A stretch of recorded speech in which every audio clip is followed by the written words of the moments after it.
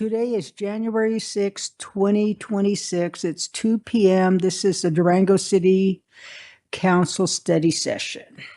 Could we have roll call? Thank you, Mayor. Councilor Koso. Here.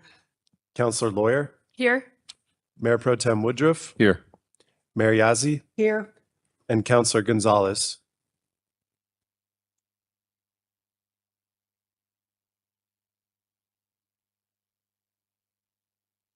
And may we have a reading of the land acknowledgement.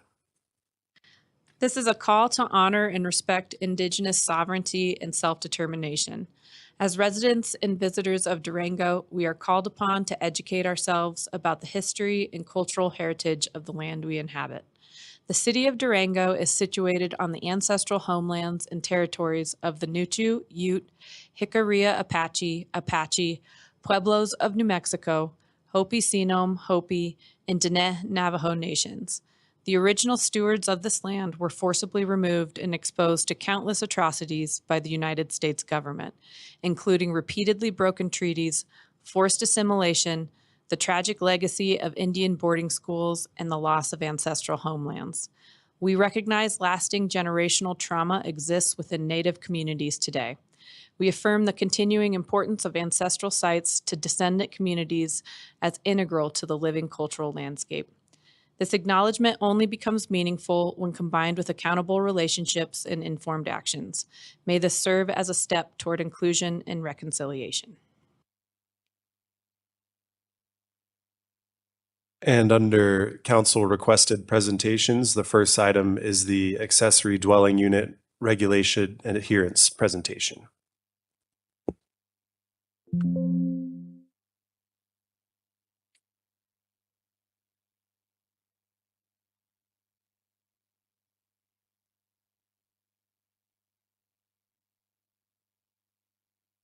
afternoon, Council. Jamie Lofku, your Community Development Director, to present on accessory dwelling units. ADUs support the city's vision and our strategic plan goal of innovative housing and economic development by providing housing solutions to support a multi-generational and mixed income community. So this presentation is a result of a request from City Council for a few specific topics on ADUs. But before I dive into that, I want to provide a few points of background on the ADU program. It's covered in more detail in the memo in your packet. Then I'll get into the request from City Council to address accessory dwelling units adherence, including current enforcement protocols and alternatives for stricter enforcement.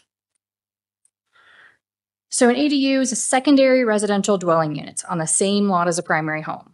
You often hear it referred to as granny flat, in-law suite, backyard cottage, casita. They can either be integrated or attached, which is what you see on the picture on the right, or they can be detached in a separate building or above a garage, as you see on the two pictures on the left. And ADUs have existed in Durango for about as long as the city is itself. They are an efficient way to increase housing options for families that want to care for their elderly members, bring their kids back home. They can produce income to assist with homeownership, and they can be accommodated both in existing and proposed neighborhoods. And I will note that ADUs typically make up about 1.5% of Durango's housing stock. So in July 2014, we adopted a new land use and development code. And as part of that, ADU regulations were put in place for two of our zoning districts, which is the EN1 and the EN2 zones. Along with that, a voluntary registration program was created to help legalize ADUs that existed prior to these regulations. That program was then expanded in 2015 when the EN3 zone was brought into the ADU regulations. So while these regulations started out with just the EN1 and EN2 zones, they've been amended to expand to other zones, provide incremental updates to regulations, things like your parcel area limitations, your parking, and allowing alternative compliance, or what is commonly referred to as an administrative variance done by staff for certain standards.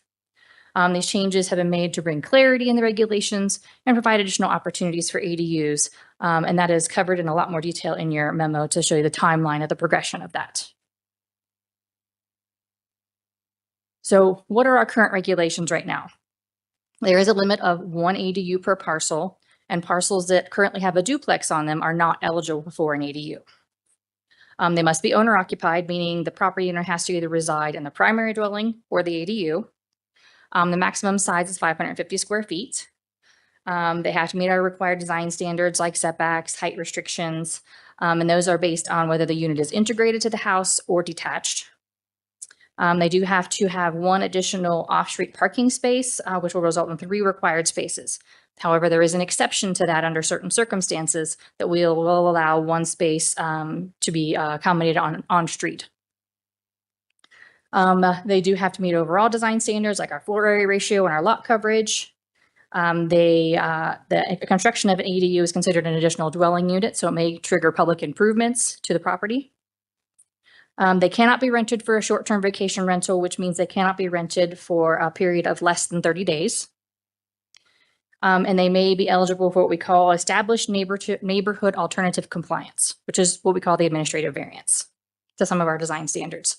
And all of them are required to get a limited use permit, which is an administrative process done by staff that requires public notice to the neighbors. So let's take a look at where we're at now. We have been working over the past year to try and compile some accurate data on our accessory dwelling units. And that has proven to be a really complicated task for us that we're still continuing to work through. The data you have on the slide is the accurate information that we have documented to show the approved number of units within the city and broken that down by the year they were approved and where they are in the city based on the zone district. So currently there's 161 units that we have documented as approved. Now those aren't all going to be the same type of units. Because of the voluntary registration program, there was a tiered approach created on that based on the age of the unit. I'll cover it in greater detail when I get into the registration, but I did want to break it down for you that of those 161 units, 25 of those are what we call legally nonconforming. They were built prior to 1941, so they did not have to comply with our regulations. They did not have to do an owner occupancy affidavit. They did not have to do the age and safety attestation. The 66 of them are what we call registered. These are units that were built between 1941 and 2015, and they came in through the voluntary registration program to be legalized. And then 70 of them are approved, which means they came in, they followed the ADU process, they were full compliance with our land use code. We, on average, have received about 10 applications per year since the voluntary registration period ended in 2016. As you can see, a large number of our ADUs are in our EN1 and EN2 zones, followed closely by EN3. Those are our districts that came in first with the regulations, had the first opportunity, but they're also the areas that commonly had a detached garage or outbuilding on the property with alley access, which made it easier for them to convert the square footage to an ADU. So I wanted to give you a visual on where our ADUs are approved right now. I'm sorry I didn't put it on the slide before, but the red dots are detached and the blue dots are integrated or attached units. And of these 161 units, 89 of them are detached and 72 are integrated. So that means our detached are about 55% of our ADUs. So the map on the left is going to show you the area north of downtown. Our EN4 zone is the orange zone all the way to the left. There's 12 units there. The yellow is along North Main where you have 34. That's EN2. And then Animas City in the purple is EN3 zone, and there are 29 there. And then we have our blue, which is our EN5 zone, and there are 3 there. The picture on your right is, of course, our downtown area, where we have our EN1 zone, and there are 70 units there. And then the bright yellow is our MUN zone, and there are 3 located in that area.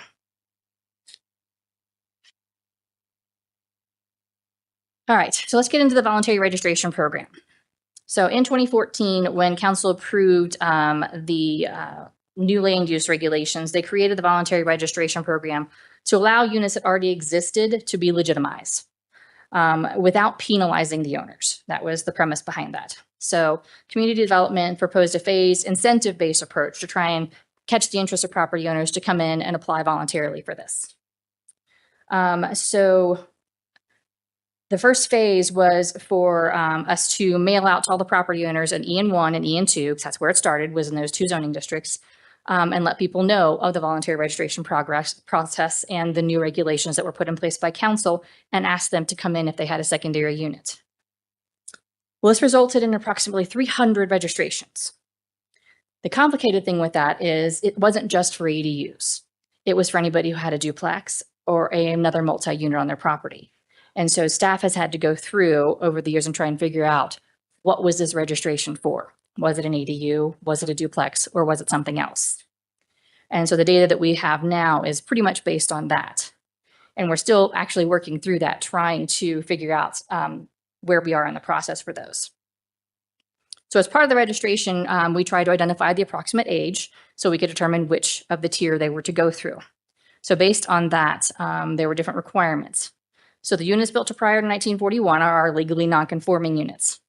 They didn't have to meet the new regulations, they didn't have to do the owner occupancy, and they did not have to do the age and safety attestation. Owner of these were given a letter from the city acknowledging that their unit was legally non-conforming, and it was allowed to stay as such. However, if they make improvements to the structure more than 67% of the fair market value, they would then have to come into full conformance. For ADUs built between 1941 and 2015, they were given what's called an acknowledgement and agreement. It's something that was signed both by the city and the property owner to formally legalize the unit.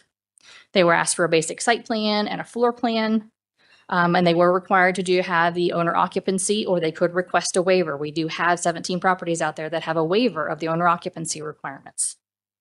And they were required to do the age and safety attestation, and they were allowed to pay a prorated fee based on the age of the structure.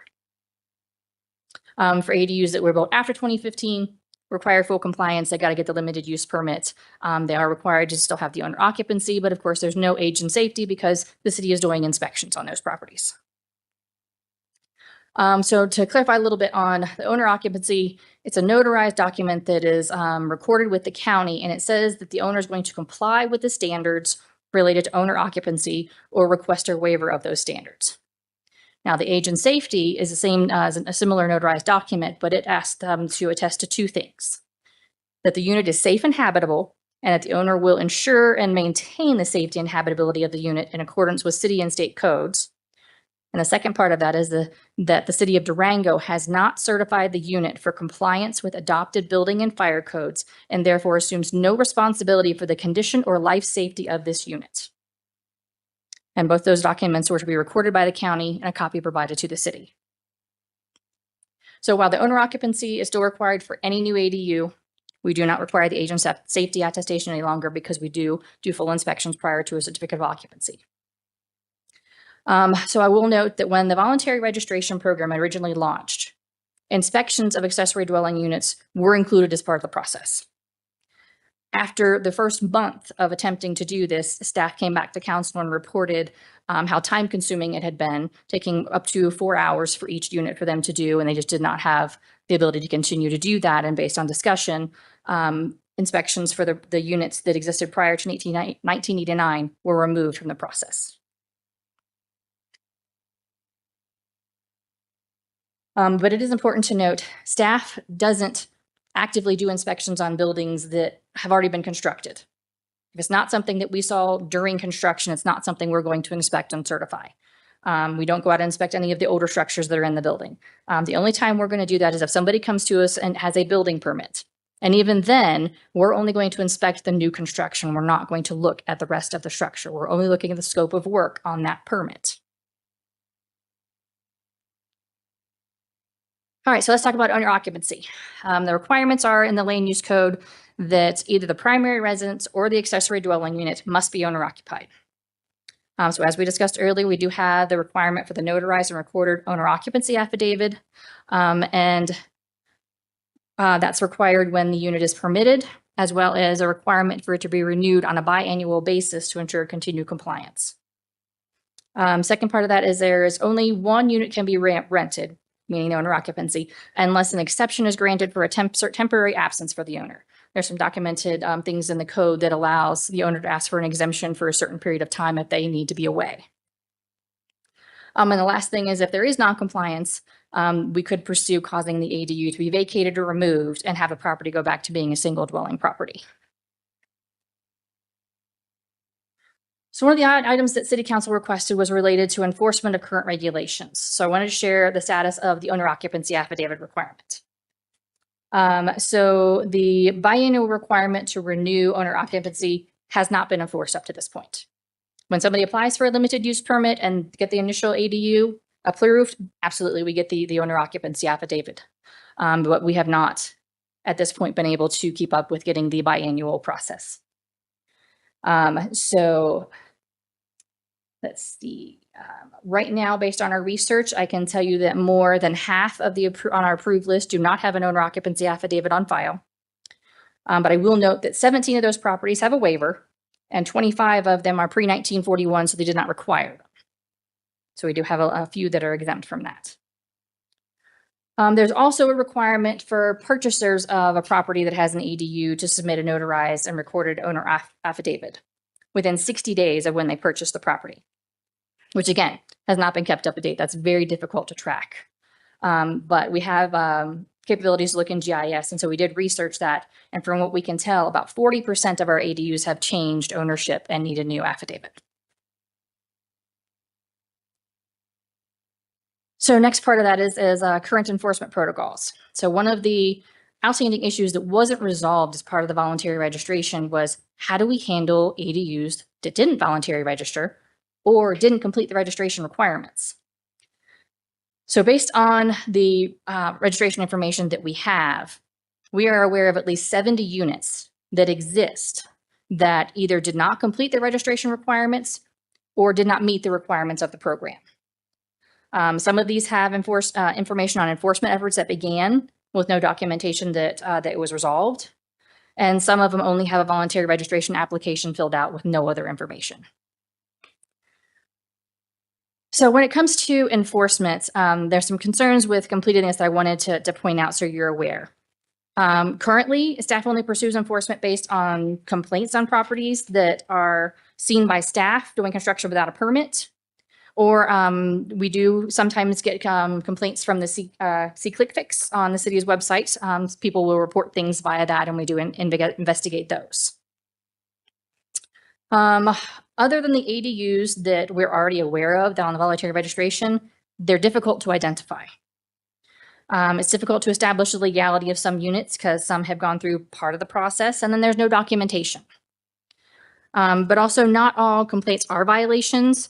This is where it gets a little confusing because some of units are permitted and some are detached duplexes and some are just living space. So we have what's called a detached duplex here, which basically looks like two homes on a property or a unit above a garage and a home on a property, which can be very much mistaken for an ADU. Detached duplexes are very much less restricted and they're a larger size than an ADU. So that's where we have to keep in mind that looking at those, we have to make sure what it is before we go down the process of trying to regulate it. The other complication is some of property owners add living space to their property, which means you can add a bedroom and a bathroom above your garage. That's not an ADU. That's just living space. And so we ask you to sign what's called a non-living unit agreement with that basically stipulates you understand this is not a dwelling unit. You cannot add a stove in there. Because we define, let's see, we have a definition of a dwelling unit as the provision of independent living facilities for one or more persons, including permanent provisions for living, sleeping, eating, cooking, and sanitation.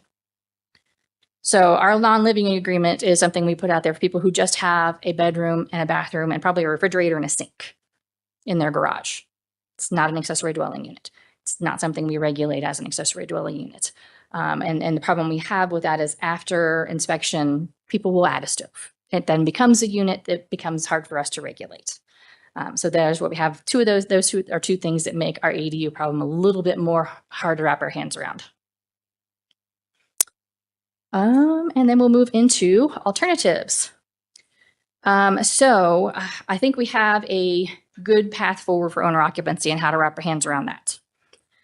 We are going to draft letters to be mailed out to all property owners where we're aware that an ADU has been permitted and let them know they need to come back in for a new owner occupancy. We're going to send them the hard copy, offer up notarization with the city, get it recorded and back in with us. And what we're going to do with that is our OpenGov software has a system that allows us to do what's called a campaign. So we will put their information in there and it will automatically set a 2-year deadline. And we can say, okay, 30 days before that, send the property owner a letter. It says it's time for you to renew. So that way it's automated and it's not on staff to have to remember to do these things at different intervals throughout the year. So I think that will help keeping the biannual status up to date.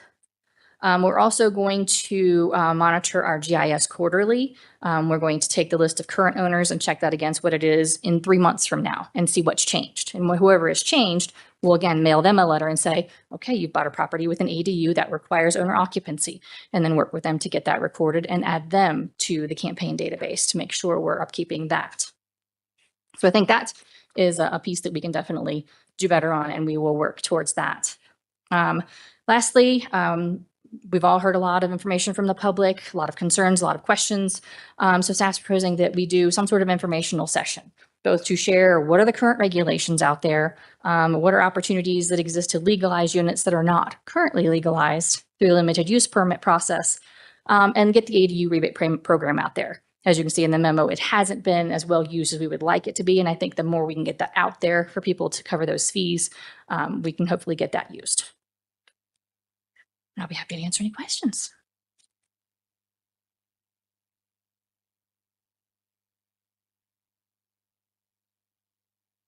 Jamie, I got a lot of questions, so I may take a breath and roll away from this. So some clarifications just on the presentation, and I want to give myself credit for not interrupting you in the middle of the presentation. So anyway, yeah, thank you.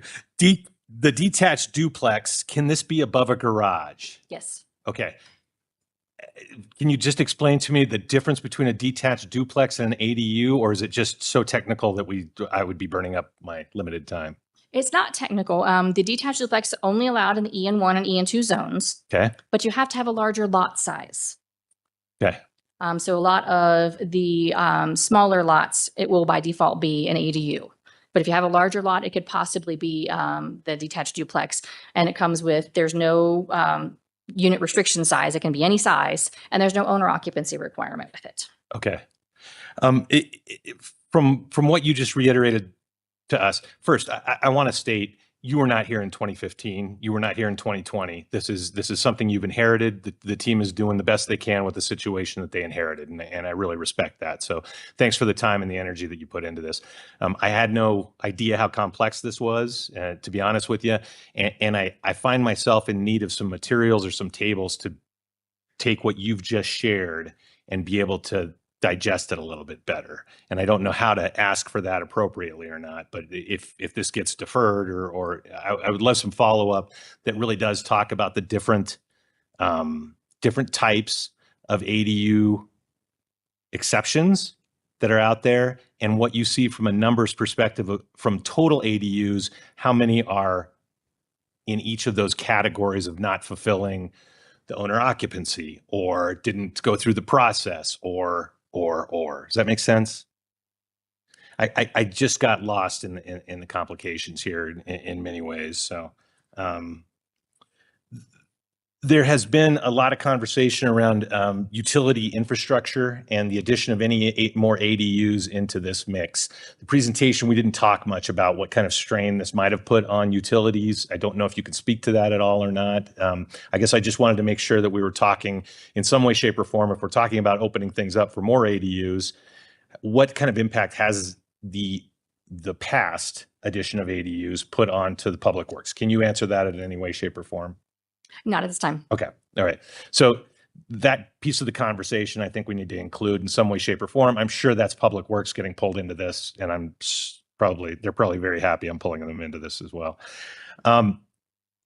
Short-term rentals are the other issue that I find myself a little uncomfortable with. We know the integrated ADUs and the detached ADUs, you've done some great mapping here, but there is an overlay map somewhere that we can figure out to put short-term rentals into these neighborhoods as well, and determine what kind of density we're looking at. Very transitory folks that are potentially just, it's an over impact in some of the neighborhoods. That's one of the key things I'm worried about too. I don't know how best to do that. I think we may need some time on that. I think the individual components, a heat map of the short-term rentals is out there, and you've done great work here on the mapping of these. But in some way, shape, or form, being able to see all of that together really would bring graphically across kind of the impact, I think, of short-term rentals and ADUs together. I'll move on and then circle back. Thank you, Mayor. I Thank you, Jamie. I know this has been a lot of work and probably getting up to speed on where everything is at. So thank you for the time and energy of you and your team to kind of get us all on the same page here. So something you said earlier about, having a ADU, signing off that it's safe and habitable. Is there a legal liability to us as a city if we say that an ADU is habitable and ready to rock and roll, then that we could therefore incur some sort of legal liability because of that? Did I hear that correctly? Yes, all units that were built prior to 2014 were supposed to have an age and safety attestation, which puts the liability back on the homeowner because we did not inspect them. Anything after that is fully inspected by us prior to certificate of occupancy. Would a CO count as that sort of habitable space, requirement? Like a certificate of occupancy, could that be seen as kind of that same thing? Most of the units that were built that came in under the voluntary registration didn't go through a permitting. They were just done. They didn't get a certificate of occupancy. They didn't get a permit. So that's why we as the city were not going to take on a liability of that. That's why we asked for the age and safety attestation. I see. Okay. Thank you for the clarification. Then do you think there's any interest in bringing the legal non-conforming units up to speed to current requirements? Because they're legal non-conforming, they don't have to adhere to any of the framework that we've kind of predicated all these conversations on. Do you think that would be? Do you think there's a lot of issues with trying to bring some of those legal non-conforming units up to these current standards? I think we could have that with many number of residential units in the city, but there is not a lot of standing for us to go out there and just inspect a private property. The only thing we have is an unsafe building code in our code of ordinances, and that is a very extreme thing where we would look at possibly condemnation of a property. So I don't know that we have an in-between at this point to try and check the livability of those. So if somebody goes to SeeClickFix and somebody says, hey, I think somebody has an ADU that's out of compliance, what would be the next step for us as a city?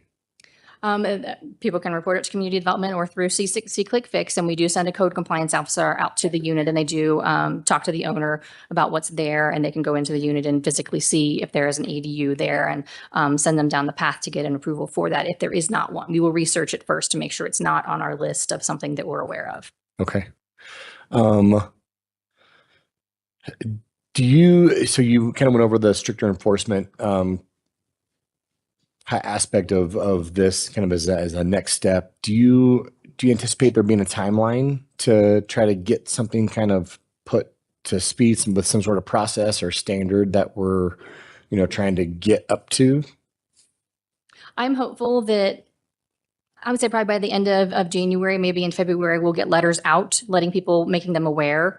So we can at least start the process of making people aware of trying to get those compliance for owner occupancy back in place, as well as we'll set an initial for owner occupancy now. We'll look at what the changes are, and we'll seek out all the ones we're aware of that have changed since they got their permits and try to get compliance from those as well. Okay. So we'll have 2 different letters going out. And I assume we have some sort of violation matrix mapped out if somebody is non-compliant or they're out of whack with something within the code, that we have some sort of like, hey, this is what's going to happen if you're not owner occupied or whatever else. For owner occupancy, yes. I mean, it basically, we can ask them to remove the ADU or essentially remove the stove. It doesn't, it's to alleviate the unit that's there. That's one of the easiest solutions for something like that. Okay. But we do have kind of a violation matrix to kind of, when we were doing these enhanced enforcement procedures, that we have a way to have some teeth behind it. The land use code is a little bit different than most of our compliance processes, that we start out with a notice of violation that says, okay, here's what's wrong and here's how many days you have to fix it. And usually, we try to educate first. We try to work towards a voluntary compliance. Very rarely do we get to the point where we're at the next step, which is working with the police officers, code enforcement, to actually issue a ticket, a violation, which would then trigger going to court. Okay, great. I got more, but I'm happy to kick the can. Okay.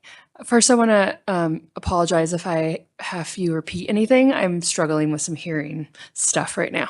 But I wanted to also acknowledge what great work you did. I can't even imagine the time and effort it went for you and staff to compile all this, and the little nuances that I didn't even think of, like someone building an ADU, not putting a stove in, getting it checked out, and then putting a stove in. Like, how can you keep up with all of that? I find it to be impossible, but I don't think it's a problem that we're dealing with alone, right? I think it's all over, especially in communities where the price of housing has gone up so much recently. And so I think it's a balancing act that we need to kind of try to maintain. And I appreciate some of your thoughts about going forward on stricter enforcement and how to do that. Obviously, you don't have unlimited hours to go and knock on everyone's door and make sure that they're compliant, nor do we have the budget for that. And I don't think that's a responsible use of that. But making sure, I wanted to touch on the aging infrastructure a little bit, because I do think that that is important for us to realize as we kind of get into it. I know you can't answer the questions right now, but our utility rates just increased to fix dilapidated pipes.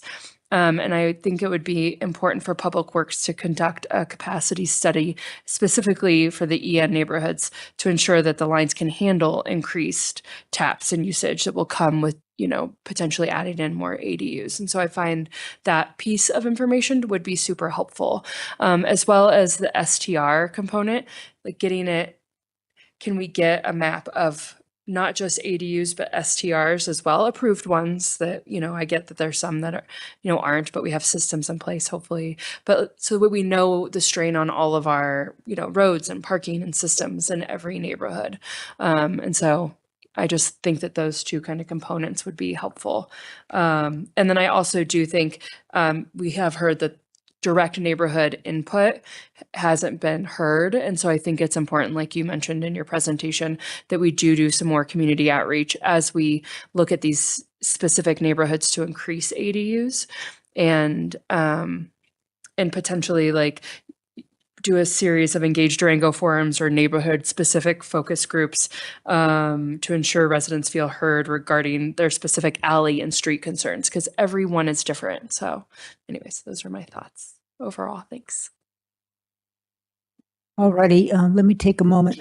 I understand Shirley is online now. So Shirley, do you have any questions?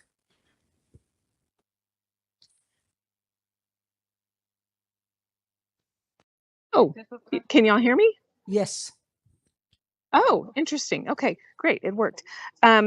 So thank you so much for the presentation. I don't really have any questions, except for that you didn't mention anything about parking, unless I missed it.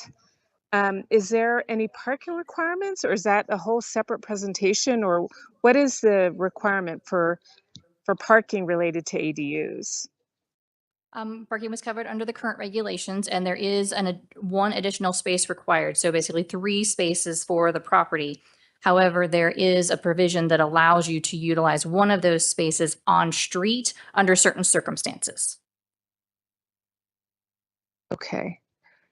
Okay, well, that's really all the question I have. I feel like most of the concern I've heard from constituents is related to parking issues. So I think if we can get that kind of squared away and resolved, that's really what I feel like has been such a big complaint. So, but I'm standing by if I think of anything else. So thank you for plugging me in, Mayor. I appreciate it very much. Thank you. Kip? Jamie, it seems like we've got a lot of issues that we need some cleanup on, and you've got some solutions to a couple of those. For me, it makes no sense to even think about adding more ADUs into the system. Have you thought at all about putting a freeze on additional ADUs being created at this point until we've got our systems under control? And let me ask that question first. That would not be something that we could do at a staff level. That would come from council direction. Is there a capacity issue with continuing to take on new ADU applications while trying to clean up the systems for the prior? Like I said, we only get about 10 applications a year. Not that, Not an that issue big. there. Okay. But trying to look at the 70 properties that are still hanging out there right now, we would have to figure out workload wise where we could work that in. And you addressed an issue that, I'm sorry, the years got mixed up for me, but staff came back after a month or 2 months and just said, this is way beyond what we can do. Are we in a different position now, or are there limitations just from staff capacity, enforcement capacity, something along those lines that would keep us from tightening down this system a little bit better? Not knowing fully what they were looking at, and I think they were digging in and doing a lot of research back then that I Okay. don't know that we need to do now. We would not be in a place to inspect something that's already been built and covered up. There's nothing for us to look at that point. We can't tell what the wiring is behind the wall. Okay. So that limits what our ability is. But now bringing those into compliance is more about, are they on a lot where it's permitted? Do they meet the design standards? If they don't, can we go through the alternative compliance and gain that compliance? So it's going to be a larger process with a lot of moving parts of trying to negotiate things that maybe were not in a place to be permitted since they're not conforming. So fair to say that it's something would be triggered if there is a danger to the inhabitant. If we had an ADU in our block and they stepped out of the shower and their foot went right through the floor. I mean, if there's a real problem with the ADU, then they can complain to the city and something would follow up at that point. And on the flip side, new ADUs coming in or this backlog of ADUs that just haven't been keeping up with owner occupancy, we can catch up with those. Yes, all Okay. the new units are being inspected. That comes with the process, and we're going to put things in place for the owner occupancy. Okay. Just to clarify for me, and I'm sorry you're repeating this again, the grandfathered units that were given, you don't have to worry about this application.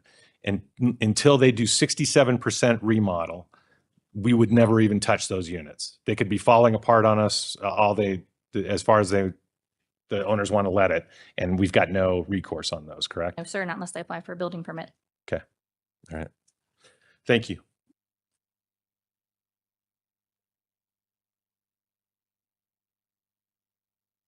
Alrighty, I have one question. Okay, so you have a total of 161 units that are tracked by the city of Durango in all various stages of development. Do you have any idea how many are out there that we aren't tracking? Or is it like 100, 90? Because I know there's a lot of them out there. Yeah, there's at least 70 that we're aware of that came through as part of the voluntary registration that never came to resolution. And staff just has not had the ability to follow up on those. Okay, so are you saying that it's 70 plus 161? Okay. Thank you. Thank you, Jamie. Kind of follow up to Kip. Are you familiar with other municipalities that interject when housing conditions are thought to be unsafe? Is that normal municipal response, is to insert themselves into those conversations? Or in your experience, is that something that is usually between the renter and the homeowner? Okay, but never, have you heard of other municipalities that kind of insert themselves in those conversations? Not unless it becomes an unsafe situation where we would consider condemnation of the structure. So, and is that where we could potentially come in if there's a potential condemnation of a structure that where it is uninhabitable for anyone to live there? Right.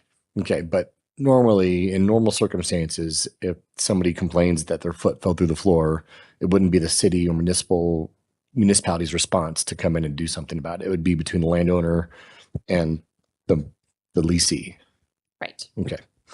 Thank you. And then when I introduced this back in October, September, we were talking about just EN3 for the allowance of detached units, only EN3 and detached units, correct?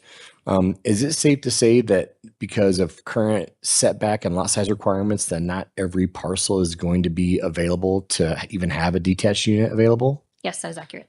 Okay, so it's about one established neighborhood, and not all the lots are going to be even eligible to, or even people might not have an appetite to even put in a detached ADU. But they do have a current allowance for an attached ADU, correct? Right, I believe it was for the EN 1, 2, and 3 zones. Right now, Okay. they all have parcel size limitations for detached, and we were looking to Right. remove. But there are current allowances for detached units in EN 1 and 2, correct? Or is it, There's a parcel limitation. On EN 1, 2, and 3, they are allowed, but you have to have a certain size parcel for them to be allowed. Integrated, allowed by right. But the parcel size of EN 1, 2, 3 will dictate whether you can do it detached. okay, So it's Well- allowed, but you have to have a parcel big enough. okay. Great. Thank you. Mayor, I guess I wanted a little bit of a council conversation, and Jamie, that doesn't mean you're totally off the hook on this one yet, but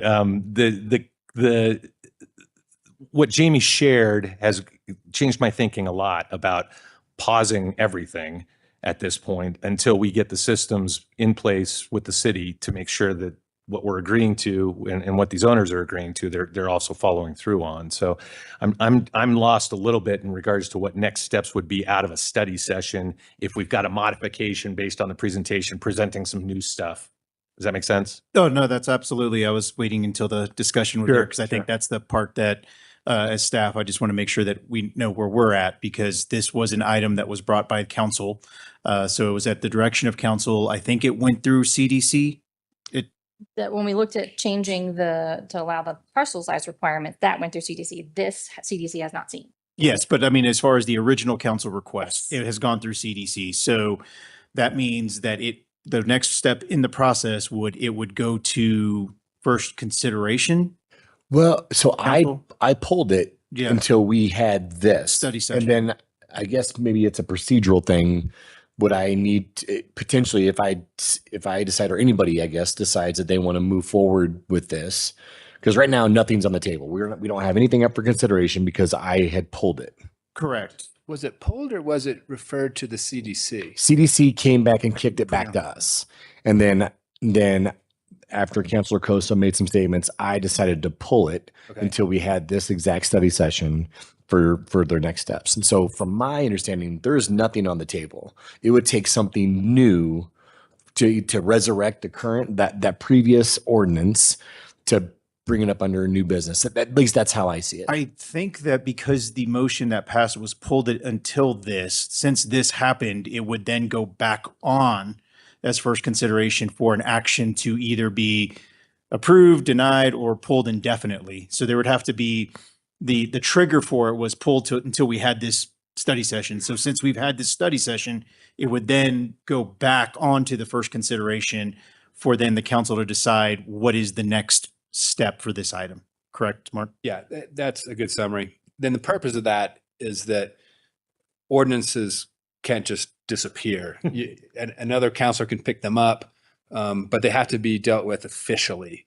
So in the assertion that, yeah, it was pulled pending this study session means it would automatically come back on. And at that point, you can modify it, amend it, vote on it as is. You just go through the rest of that ordinance process. So it would come back as I think it made it through first reading, right? No. No, I don't pull. think so. That's where it paused at first reading. At first reading. So it would come back as a first reading. Right. And that would be next council meeting? Yes. Not tonight, but Not tonight, but next council meeting. I 3rd slipped and January. said first reading. I meant actually consideration. Consideration. Yeah. Sorry. Old habits die hard.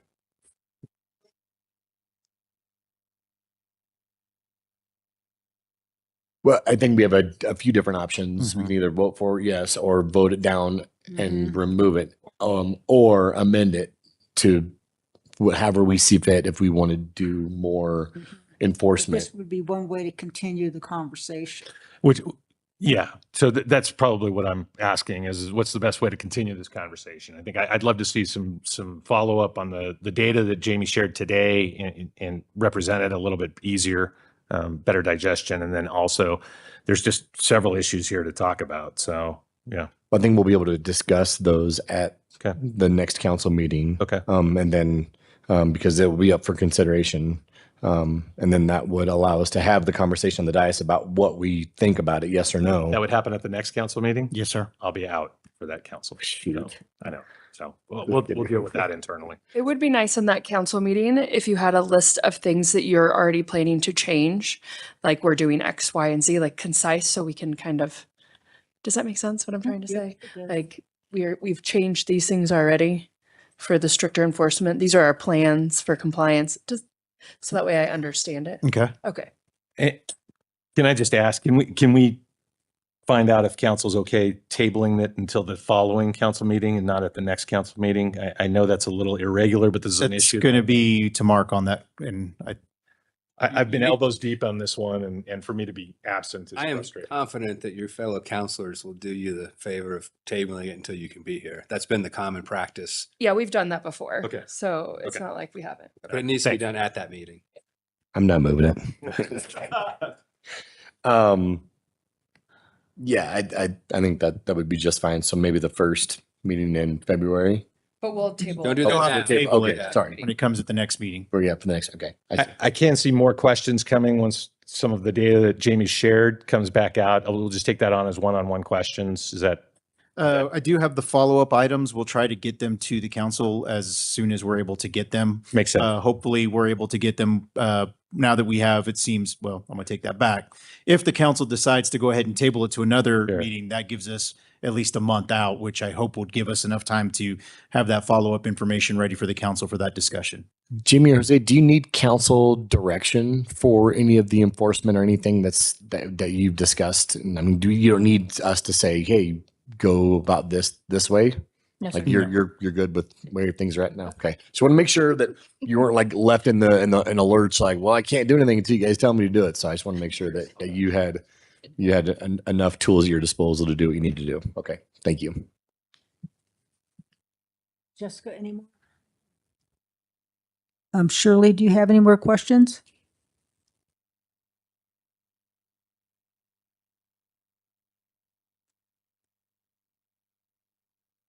Okay, hearing no response from Shirley and no raised hands, let's move on to the next item.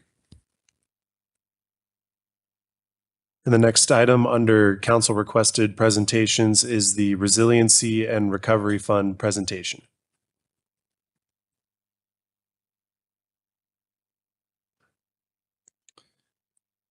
Good afternoon, Mayor and Council. Tommy Crosby, Economic Opportunity Manager in the Prosperity Office. Here this afternoon to discuss the outline of the framework of a Resiliency and Recovery Fund. This would be really targeting our Innovative Housing and Economic Development Strategic Plan goal. And really this would be another arrow in the quiver when it comes to tools we're able to provide to protect our local businesses in our community. So to set the table a little bit, council requested a study session on this topic to provide a concept level framework of what a program like this might look like. I really want to stress that this is really just a concept only. We took the ball only so far. We didn't go really into the weeds of some of the minutia of what this program would look like. We wanted to provide maybe not a 30,000, we'll call it a 10,000 foot overview to council of what a program like this could look like. Our goal today is to provide an overview of that framework and start to build the house a little bit on the structure of what a program like this might look like. So the situation at hand, we have occasionally rare, high impact, unforeseen incidents that can have a really disproportionate impact on small businesses in our community. When I say rare, since 2023, there have been 3 documented incidents that kind of would fit into the criteria of a program like this. 2023 to 2025, there have been a total of 3. We're looking at targeting gaps where private insurance is denied or doesn't quite fit into the situation. We can really see the risk starts to snowball and the threat to those businesses having to leave our community or permanently having to close due to the inability to recover from these rare high impact incidents. The ripple effects of that, I don't really need to describe in great detail. Loss of jobs, potentially essential services, neighborhood vitality, just to name a few. So I want to be pretty clear on the concept that we're bringing to you today of what it is and what it is not. This is really going to be a last resort tool. with the limited number of instances where a tool like this would actually be used, it would absolutely be the exception of when a tool like this and a resource like this would be used. It should be meant to bridge the gap. This isn't going to be a long-term source of funding. This would really be bridging that gap to make sure that a business can keep its doors open and remain in our community. And then this is meant to complement private insurance, not to replace. So flipping the coin to the other side of what this program is not, we do not want this to be a replacement or a substitute for a business's private insurance policy.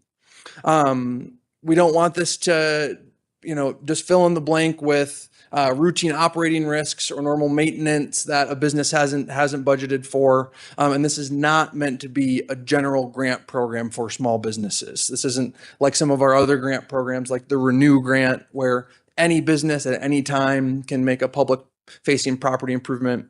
The use of this program would definitely be the exception. So looking at what could some core eligibility standards look like for a program like this, one that we have landed on is this idea of an unforeseen event, unscheduled, unplanned for, sewage backup, unforeseen flood, something that is out of the ordinary. You're not replacing your water heater or your HVAC system, something like that. There would need to be a documented hardship component. So this wouldn't just be word of mouth. City gets a call, hey, my business flooded. I need to activate this emergency impact fund. We would likely need to have some sort of documentation showing that they applied to have their insurance cover this incident, and that incident was denied, or only partial coverage was provided. And again, this fund would be coming in as that bridge to help that business keep their doors open. Likely looking at some sort of no-fault standard. This wasn't an employee that left the sink on. This would be something like a sewage backup that is out of the business's control in all likelihood. And then location and standing, they need to be in good standing with the city, active and valid business license, and then within city limits would be kind of the extent of coverage for a program like this. We looked at a menu of support options for this program. One lane could be a traditional grant, one-time source of funding to help cover unforeseen costs. Other option could be a loan. The city provides that upfront funding, maybe with a low or no interest cost, and gets repaid over time. Or we could look at some sort of hybrid. We could provide that one-time payment, and maybe if it's a larger incident, you provide that one-time payment with another component, another arm of that funding package that is going to need to be repaid over time. That would really help us stretch those dollars as far as possible.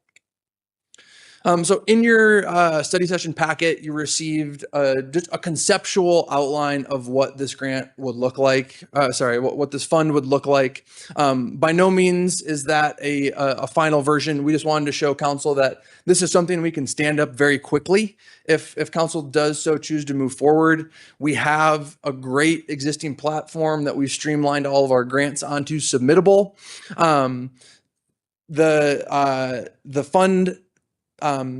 The funding application that was included in that packet was just kind of boilerplate of giving you all example of what that might look like, but the exact questions and verbiage would change significantly based on how and if council chooses to move forward. The nice thing about Submittable, it's kind of a one-stop shop. There's a great user experience and then also a great back-end staff experience. You can have the applicant submit and then they get routed internally to other city departments for review and approval. They can upload all their documents to one streamlined software.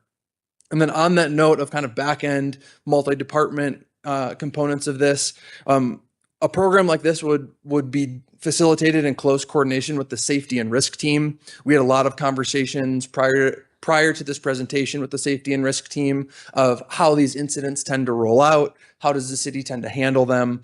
They would be a lockstep partner as far as the internal coordination of this fund would work.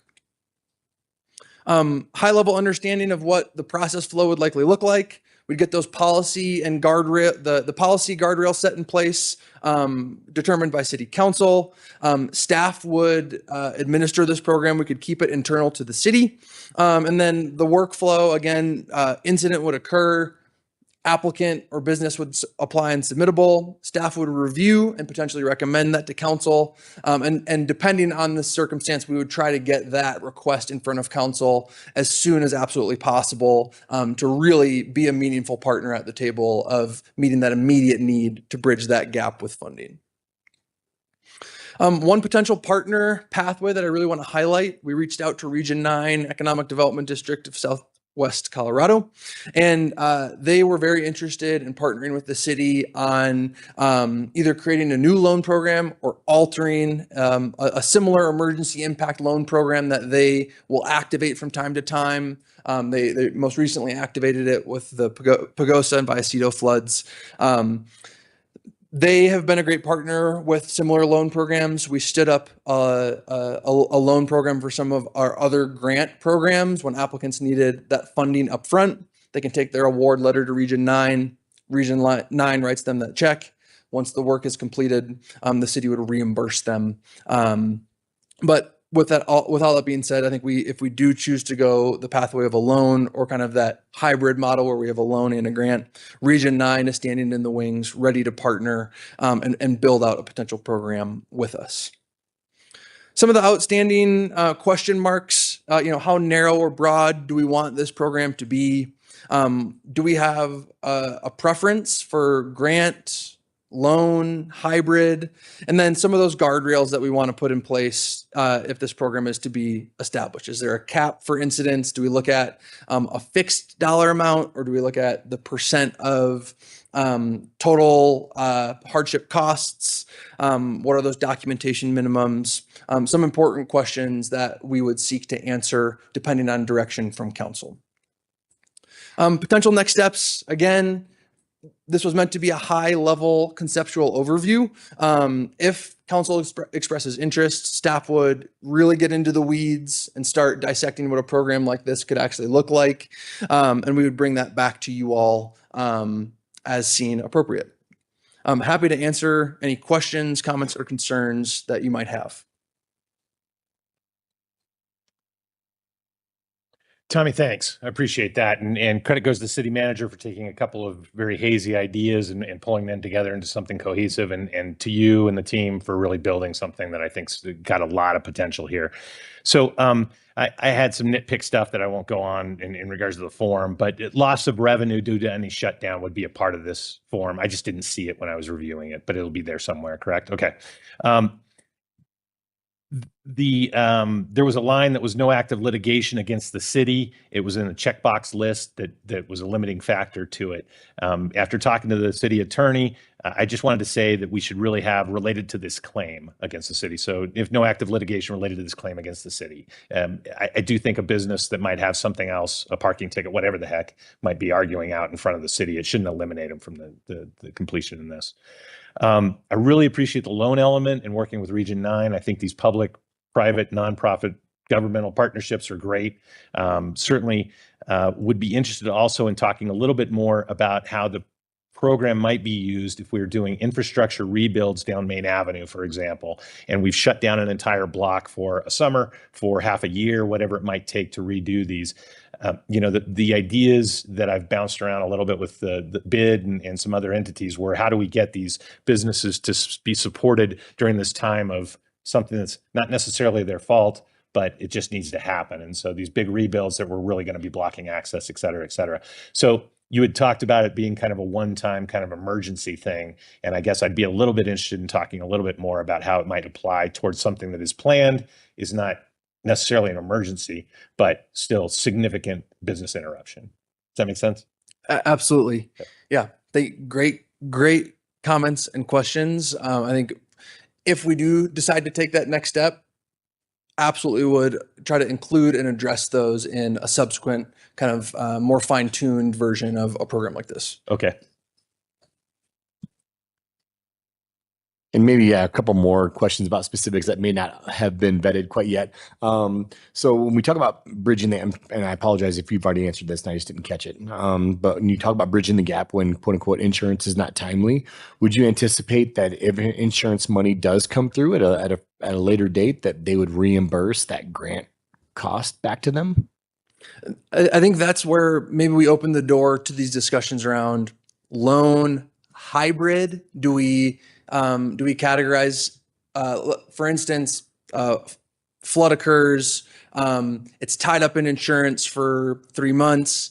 This business wants to get their doors open. City enters the picture, provides a hybrid grant that is contingent on if this insurance claim is approved, the city would be reimbursed. I think that could be a great potential option. So if that claim eventually is denied, the city's already provided that funding, business gets to open. But if insurance approves, city gets that money refunded. Okay, great. Thank you for clarification.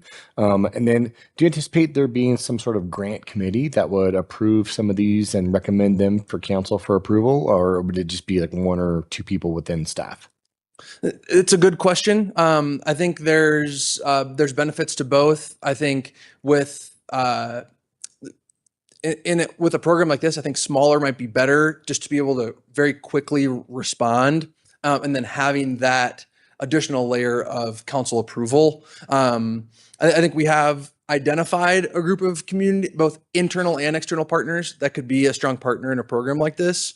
Likely pretty similar to the review group that we have for our economic development incentive program. But I think a good bridge that will cross when and if we get there. Great. Yeah, I just wanted to, just think about kind of how we're going to kind of put these pieces in place. So yeah, this is great. Thank you so much. If I could just add a little bit to the funding portion of it, because I do want to make sure that, especially when public is listening, that, tax dollars are always going to have something tied with it, right? We just don't give them a check and say, go off and here you go. There was always going to be qualifiers that go with that, whether it is a loan until you get your insurance back and then that money comes back.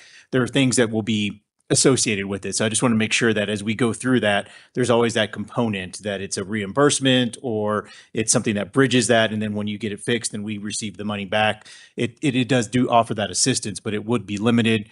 The other part of it is we're talking a little bit on the caps. I don't think that this is going to be something we're talking hundreds of thousands of dollars or even $100,000. That's probably not what we're looking at. I mean, to be specific, this is probably like a 5,000 an occurrence. And I don't even know how many occurrences we could have on that. Just funding wise, we just, depending on where it goes, I want to kind of put some perspective on what we're looking to do. Maybe it goes up to 10 or 15, depending on where we're at, but be cognizant of just the financials that go with it. We'll continue to work on that as we go and look at funding side, but just want to make sure that we're kind of putting some ideas of kind of what we think financially might be feasible. Jose, with it being such a rare event, does it really need to be as low as 5,000 per incident, which could get eaten up pretty quickly? One of the incidents that was referred to was clearly, $30,000, $40,000, $50,000 incident. So I guess I want to push back a little bit, or at least ask the question, why at a 5 or a 10 if the business that's affected is clearly over that threshold? I think what you're looking at on some of those areas is just financially, do we have the funding for it? If we're specifically talking for that one business, you're looking at tapping a fund for $50,000. That's a large amount of money for us to be able to go through. And I think that's what we're looking at here is when you look at the budget as y'all have gone through, we don't have, in some of those instances, that kind of cash to be able to pull away from that. That means it's going to come from operations, and we've got to figure out where that goes from. So this is a hybrid program that we're looking to go through, running through our prosperity office. But the funding that money comes through specifically in this budget year is going to come from an operational component if it's established right now. So that's the part of where I'm trying to put this perspective in guards of it, of like, what could this possibly look at? I don't know if I could find that kind of funding right now for an incident like that for right now. So I'm just trying to put in a portion of this is what it might look like here. If we look at something out down the future, where we know that we can plan on, maybe 27, we're able to kind of look at and see, hey, here's some ways that we can plan on it. Here's some more ways that we can put funding on it. I think that's an easier way to go about it. I think if we're doing construction projects like if we're doing a main avenue infrastructure, that's something we're planning on. That's something we can put more funding aside, knowing that that's coming up. I just think on things that happen right at the bat, you know, things that are unexpected also are going to be unexpected for us, and being able to have cash at that amount may be very difficult. Not saying impossible, just saying be very difficult. Yeah, I guess I'm a little worried that it's not the business owner that's at fault here. And yet, if the city is contributory to the problem, that we're saying because we're tight on budget, we won't reimburse the business owner. So this is probably a topic for a larger conversation. We don't need to be having it here, but I guess I'm not totally sold on it being limited at a 5 or a 10. So let's leave some flexibility in the conversation for that. Yeah. So I do think it's a delicate balance between like the funding and, I mean, I'm a small business owner. I understand the city's economic health depends on small business. However, our finances, we're not an insurance company. And so we have to find that balance of if there's a way we can support small businesses and make sure they don't go out of business from something that wasn't their fault, like I am here for it. Like, let's figure it out and let's do it. But I do think that there's a delicate balance. The Main Avenue infrastructure project's a perfect example of that project. It is not unforeseen. We are going to be planning for that years in advance. I think that's a mitigation, not a funding. Like, okay, how can we open up access in the alleys? How can we put up signage? Like, can we contribute in those ways, mitigation ways versus funding ways? And I think that that is imperative that we do. And we can't, because it could just become an endless stream of people asking and requiring this money. And it's easy for us to say, I can see 3 instances in the last 3 years, but once this is out, how many people are going to apply for it? How many people are we going to tell no to because it doesn't fall within these requirements? How many amazing business owners that are such an integral part of our community that give back, that, you know, volunteer on nonprofit boards, or we're going to have to be like, that doesn't fit. And that's what gets to be hard. It gets to be harder, I think, once this is out there. And so I think we need to have strict guidelines. And I think we need to really be fiscally responsible with this fund and make sure that it's like what's best for the city and the businesses, and, you know, financially responsible to our citizens. Again, I support a recovery fund for unforeseen disasters, but for planned infrastructure projects, I think the role should be mitigation, not reimbursement. I think tangible mitigation over cash revenue. I think it's really hard for us to determine estimated lost sales from someone, and, you know, what their books look like and how much time is it going to take our finance department to dive into all that stuff, versus it's easier to audit specific on reimbursable costs. This is how much the cleanup was. This is how much this fix was, if that makes sense. And so that makes more sense to me than this like intangible like loss of revenue. You know, and again, I'm trying to look at this both sides, like business owner and where does the city's responsibility come in? We can't save everyone and everything. And you know, as a business owner, you know, you walk into risk. That's part of life, and it's part of owning your own business.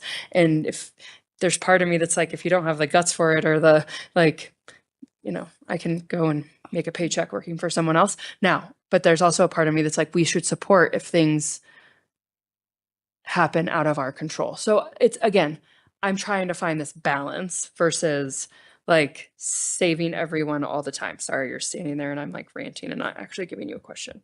So I would want to know how the policy defines a trigger event.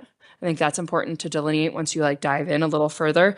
If a business claims lost revenue, how does the city plan to audit those claims equitably without creating an administrative nightmare for our finance department? I think funding sustainability, like, you know, how many years are we doing this for? What is the outlook? Is it going to be a pilot program, or are we going to, you know, financially sustain this fund forever? And if that's what we're going to do, financially sustain this fund forever, should we look at other things that aren't fully funded before we do that? Transit and other, I don't know, just throwing that out there. I think you did a wonderful job throwing this together and utilizing the resources we have. Yes, to Region 9 and that loan component, because I think businesses could really use that, especially low to no interest. Like that would be huge to help supplement some of those, like being able to take 60 grand and like pay it off over 3 years versus having to deal with it all right now. I can make my business work with that. Does that make sense? And so that combo I think would be like on it. Okay. I think I'm done. Thanks. Thank you. I just wanted to comment briefly. I heard the statement made that this program could possibly end up in council approval of applications, and legal will never be able to recommend that.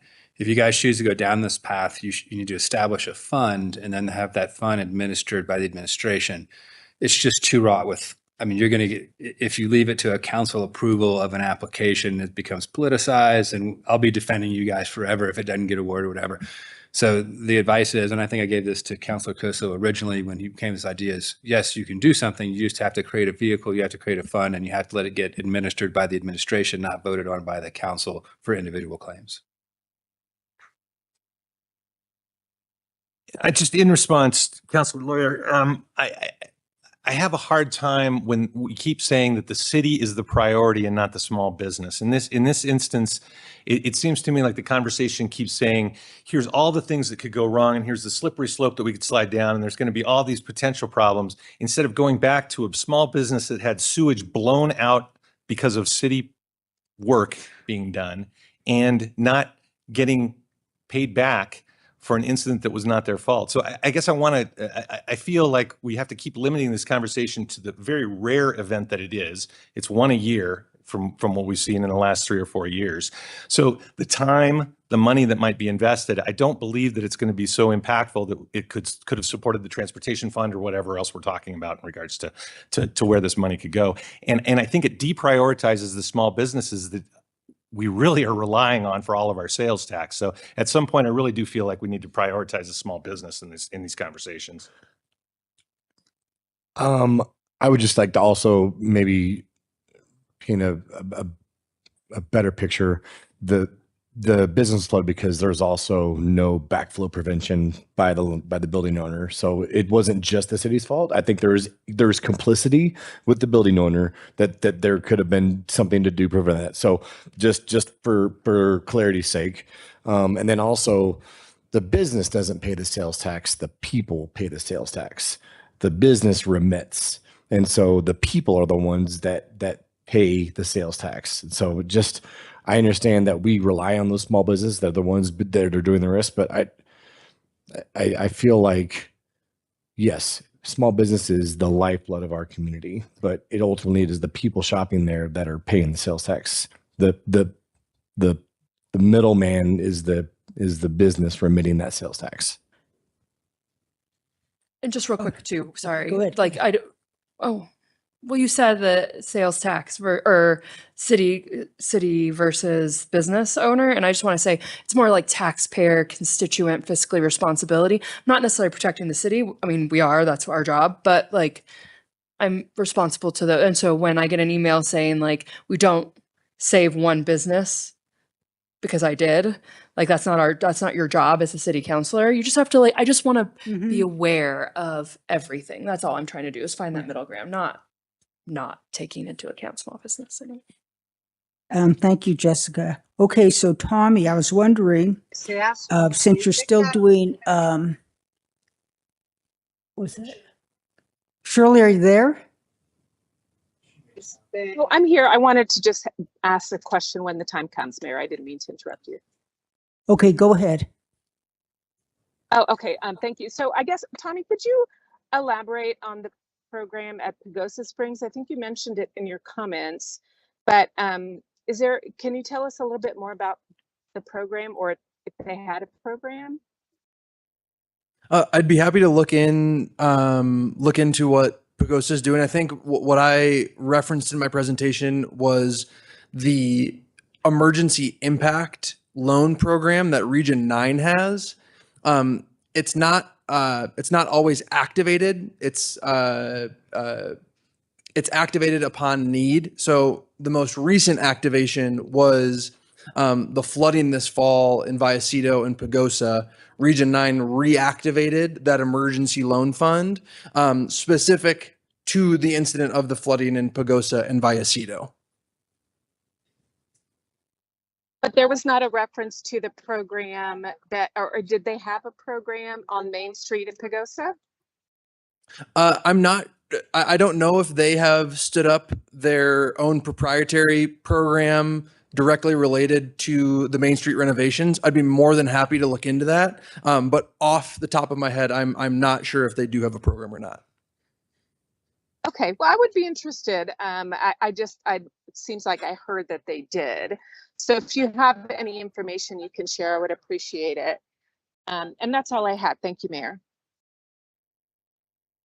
Alrighty, so my question, thank you, Shirley. Okay, Tommy, could you look at maybe, okay, I see this as a boondoggle. You know, it looks like it's we're way out of our lane. So maybe if you could investigate, if we could give like a donation or some kind of funding to Region 9 to implement it for the city of Durango in case we need this kind of assistance long term. That might be an easier solution. And if you could look into that, and also I'm a little bit concerned about the need for some people to always focus on special interests, because we all are here to look out for the whole city of Durango, not certain people or certain businesses.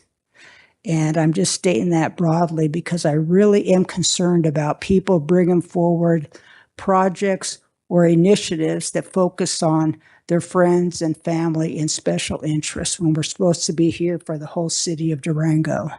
So thank you. Mayor, that was a very lightly veiled accusation that I'm bringing up a special interest thing. So I'm just going to push back massively on that. I've got no interest in any of the businesses that have been involved in the incidents or the use of this fund. So I've been accused of prioritizing small business over the people that pay the sales taxes, and I've been hit with the fact that I might have been doing this for a friend. So I guess we can just go ahead and move this conversation on, but that's not going to stand as a public comment without some kind of pushback from me. All righty, any more comments? Mayor, one final note, would just like to clarify on tonight's regular meeting agenda. Council will see the local event marketing grant. The Prosperity Office prioritized this presentation over a local event marketing grant presentation and study session. We'll get back to that regular cadence of presenting our grants prior to regular meetings starting in March. So just wanted to make that brief clarification for tonight's regular meeting and the local event marketing grants you'll see on the agenda. Mayor, I'm Okay, unsure that we. Thank you, Tommy. I'm unsure that we've given any direction on what should be happening next. There's no direction. Well, This is- what this council is looking for, he had multiple questions in his presentation. This is a study session and we've done our study. So unless there's any more questions on it, it looks like our time's up at 3:20 there to move on to the next topic. Nobody asked for a vote for direction, but Tommy had questions on what staff should be looking at to further this topic. I read that as like things to consider when we do talk about it. That's how I took it, but Mhm. I could be wrong. So to consider it, somebody will need to bring this up again as a new business to restart the process? I feel confident if there's something Tommy needs to address, he would have addressed it. The next topic. Thank you, Mayor. The next presentation is the recreational vehicle parking presentation.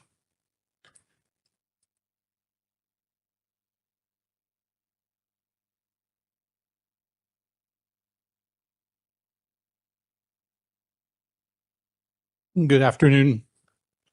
Good afternoon, Mayor, Mayor Pro Tem, councilors. Happy New Year. And thanks for asking me to come up in here and present to you today. I am Chris Gonzalez. I'm the Deputy Chief for the Police Department, and I'm here representing safety and quality of life. All right. Find my space bar. The purpose, I'm here to provide City Council with a clear summary of existing regulations concerning and governing. Oh, thank you. Didn't leave it to the chief to bail me out. Yes. Governing on-street parking of RVs, boats, and commercial vehicles in residential areas, and to request direction. The key points, long-term parking or storage of RVs, boats, trailers, and large commercial vehicles are prohibited on residential streets. Short-term parking is allowed for loading, unloading, or trip preparation. And our enforcement at this time is complaint-driven and focuses primarily on voluntary compliance. The council action requested is to provide us direction on whether we should maintain our existing code as is, to return with a policy or code amendment option for you to review, or to expand our public education outreach efforts. Something I want to bring up a point as there is a difference between parking and storage. The ordinances address parking, which is how you put your vehicle on the street. The land use and development code is what you can put on the street. I'll refer to the land use development code as code and the ordinance as ordinance throughout this. So to get started, the code, there are three of them. One is 3513 recreational vehicles. The next one's 22, which is boats and trailers. And the other one I want to point out to you guys is 23, which is commercial vehicles. In 3513 recreational vehicles, it says specifically RVs may not be stored in the public right of way. That's our streets. This is in not just residential, this is actually in the standards for the entire city. In 3522, it says boats and river rafts shall not be stored or encroach upon any right-of-way, including sidewalks and trails. So that's streets, sidewalks, and trails. So for both RVs and boats, this is a shall not be stored. This is not a any length of time. And so, and final one before I go into a deeper explanation is this is in the residential code. Commercial vehicles are not allowed to be parked on the right-of-way, which is the street, and that includes trailers.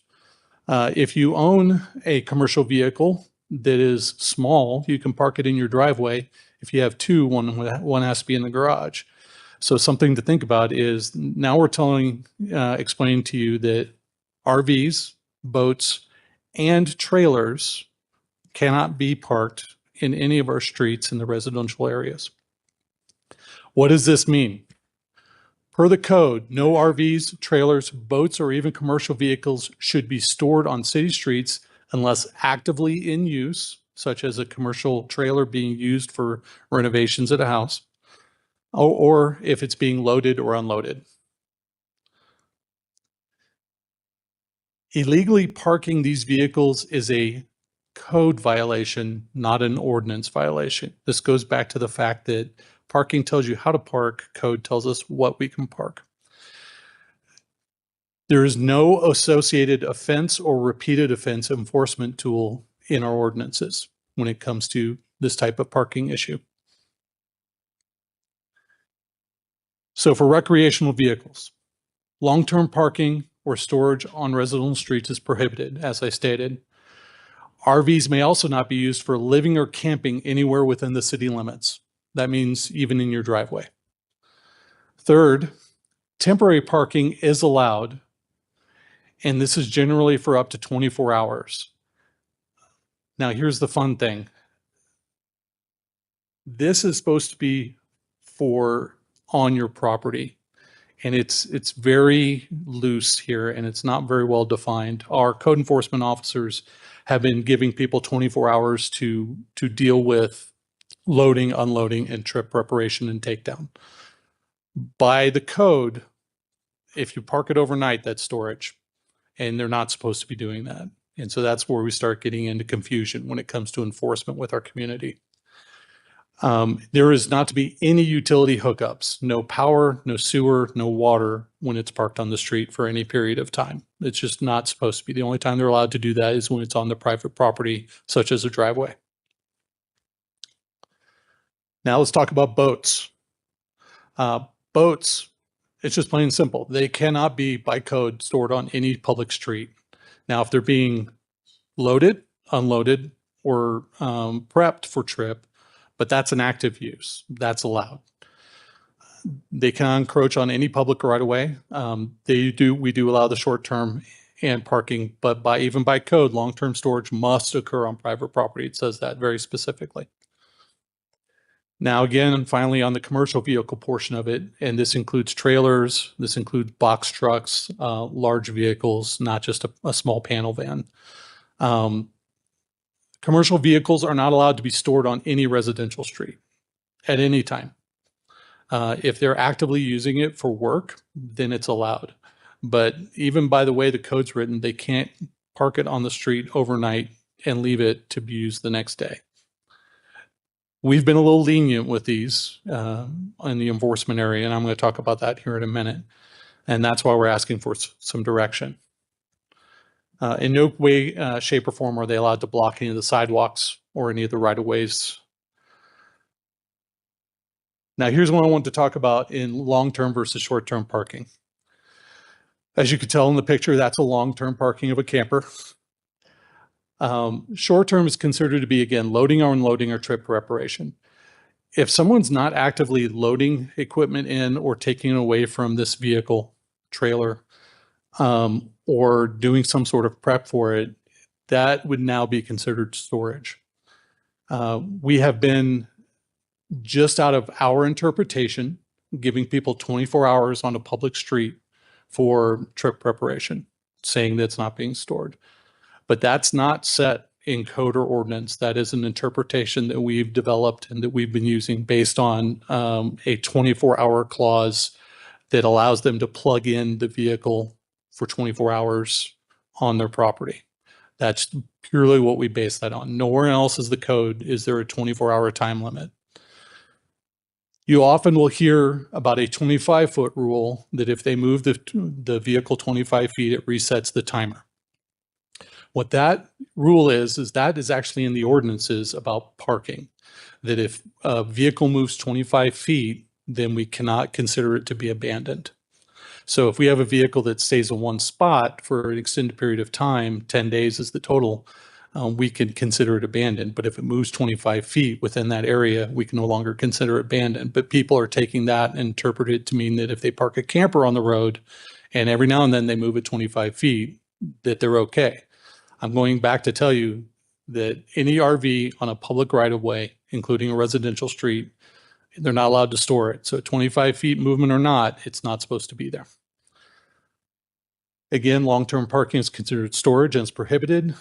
And our enforcement is generally complaint-based. We don't go out looking for these problems. We usually go off of either report into our communications department or a see-click-fix complaint. And that usually causes retaliatory complaints between neighbors as they start complaining on each other throughout the neighborhoods.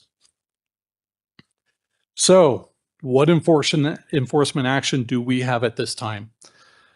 We typically give a notice of violation, which is in code a warning. There's no fine associated with it. There's no penalty associated with it. The next tool we have is called a cease and desist, which is a more stern warning. By the code, if someone receives a warning for one of these violations, we are not supposed to give them another warning. At that point, they're supposed to be cited or summoned into court by our own code. However, we've been allowing multiple warnings to be given to try to get compliance. The next step for us is a citation.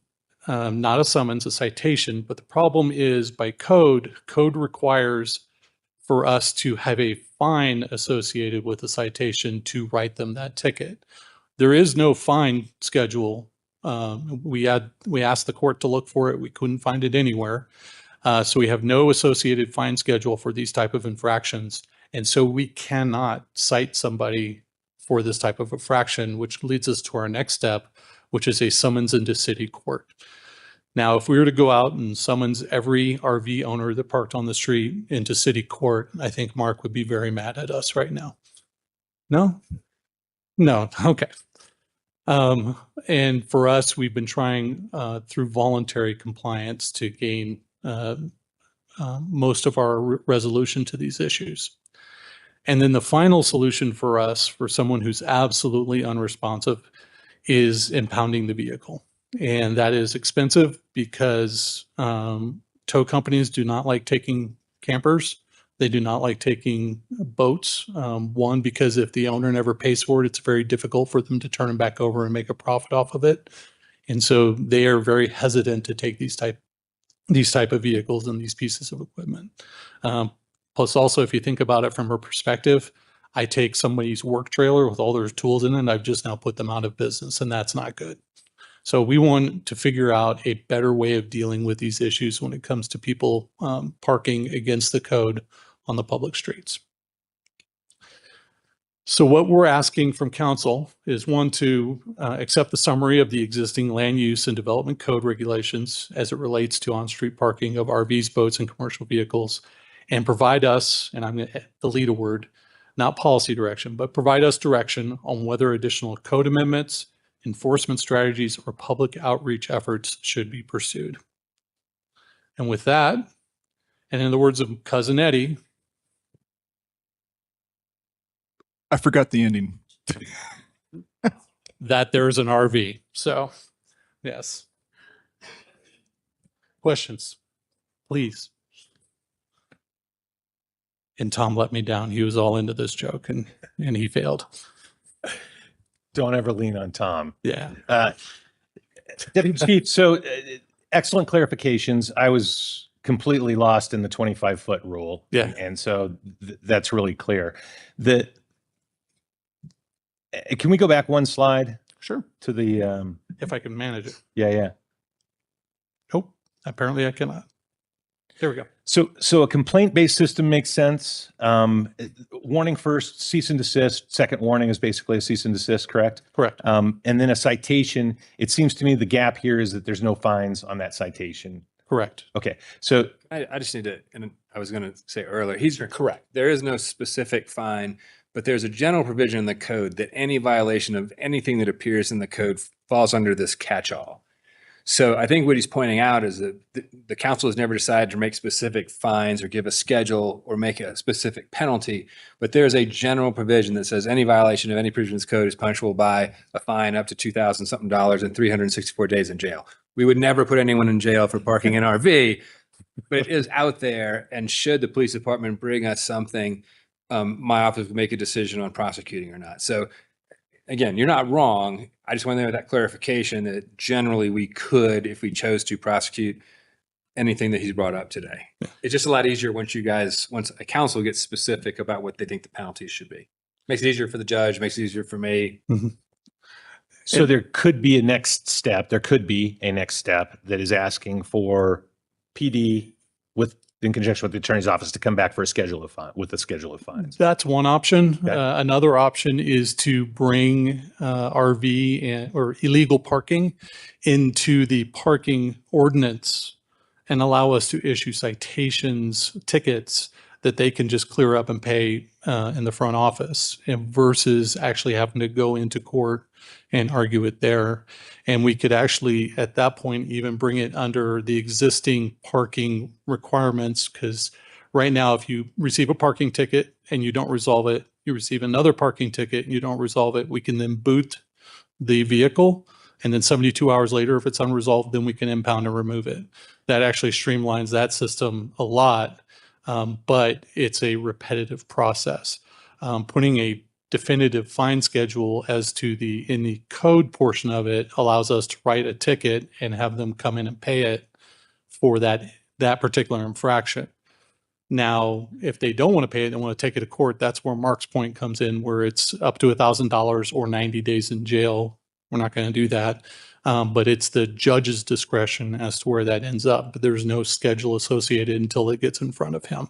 Any idea from the PD perspective on what's the more efficient system? I mean, we're trying to get somebody to move their vehicle, right? So Correct. at the end of the day, that should be the goal. I think either direction has an enforcement tool. Right now, there's no penalty whatsoever for a person to leave their RV on the street illegally for an extended period of time. And we give them warning after warning. Having either a citation through the ordinance or a citation through the code is an applicable consideration because it puts a penalty there and makes it less expensive to go put it on the storage lot versus leaving it on the street. Yeah. One more question. Are there any other unique differences based on neighborhood? I had heard that Third Avenue had some unique restrictions that were not restrictions elsewhere. It just sounds to me like this has been an applicable code. We just haven't enforced it. Correct. I could not find a single exemption in a residential area for boats, RVs, or trailers or commercial vehicles in any way, shape, or fashion.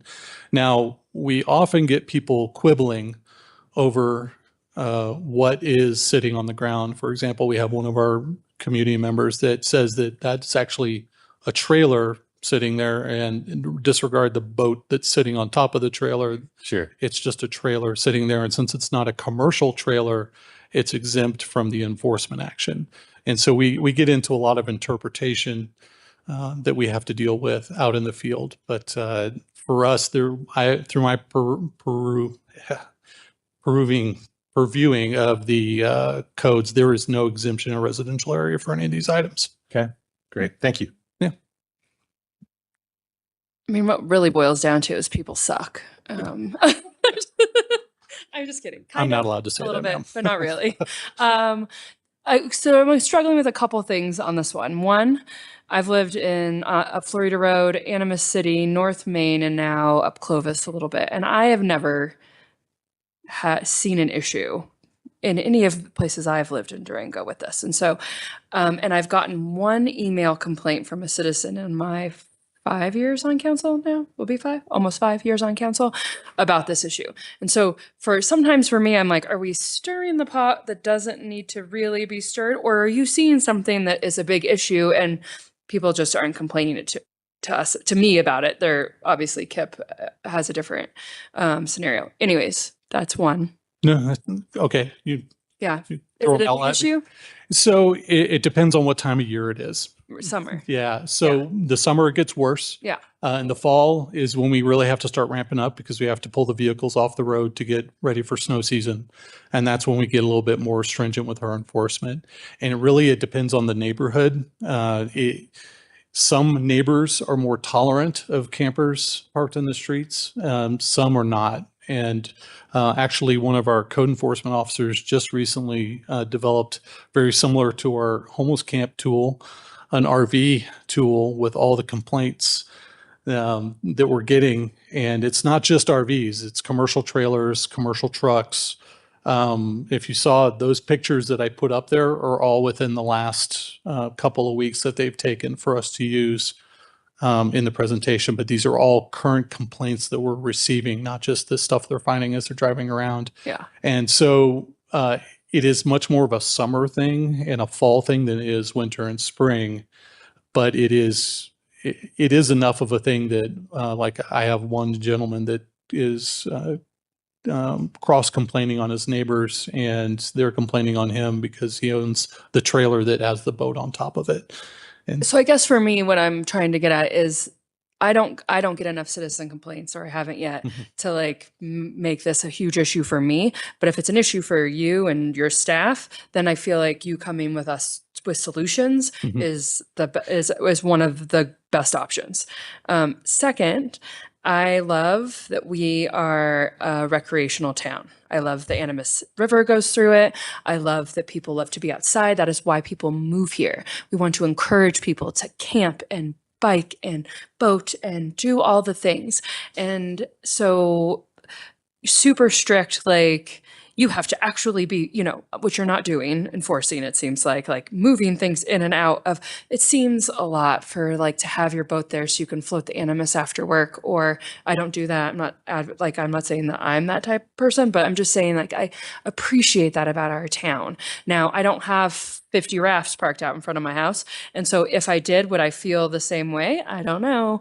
All I'm saying is that I want to be cognizant and careful. Like I don't want to put contractors out of business because they have to move, like you said, like taking their trailers full of tools. Like that's not, like let these people Not work cool. and do their job. And we should support that as a city, I feel like. Now, do I want our streets to look trashy and littered and, with things? No. So again, here I am. I think there's a balance, hopefully here. And so what I'm asking, I guess, is if this is an issue for you and your staff, if you could come to us with a solution that you think would be a good, thanks, Bryce. Yeah. I can't hear you. Sorry. I'm not You gonna let have him to- jump in. Sorry. Oh, just sorry. Say that again. Well, no, you're good. This is a great presentation. I appreciate all Yeah, the thank you. information. That's kind of how we're coming to the council today is we're not wanting to bring a solution. That's why I'm glad that we're in a study session. I appreciate the city manager giving us the opportunity to do this in a study session with the council. We want to know what the values of the community are. And we can't be values based unless we know what those values are. And it's very hard to know with this situation. Like you said, it is a recreating town. We get both. We get individuals that don't want them. Then we have individuals that do want them. We have individuals that only want them during certain times of the year and are looking to store them at other times. And so we're just we want to bring this forward, and it could revolve around more conversation with citizens, some meetings and some other things. And not that we have to make a decision today. However, he did a very good job, I think, of explaining what the laws are So yeah. and what some of the things that we could do. Yeah, I had no idea on half of that. So it was super, thank you so much for, really diving in. And then the third piece I wanted us to make sure we're aware of, if it's, 3 people giving us 500 complaints every summer, again, people suck and you have to tell them that and be like, okay, I hear you, but this isn't an issue to any of the other neighbors except for you. So your problem, I can listen and be cognizant, but maybe it's not my problem. I don't know. And we don't want to There's the balance. over-regulate, but we want to do what's right for the citizens and what the values this community want. And so we're just bringing the information forward. And we are getting, it does seem like sometimes some groups are small but very loud. And we're not certain what we have in this situation. If it's 50-50, we don't have the percentage, but we do get quite a few complaints on this. Okay. And we're not asking to the council to provide us with a solution to make our day easier or our job easier. This just is a pretty significant issue within the community right now. Yeah. Thank you very much. And thank you. And if you want, I can, through the city manager, send you all the number of complaints we got in 2025. Okay. We'll get you that information.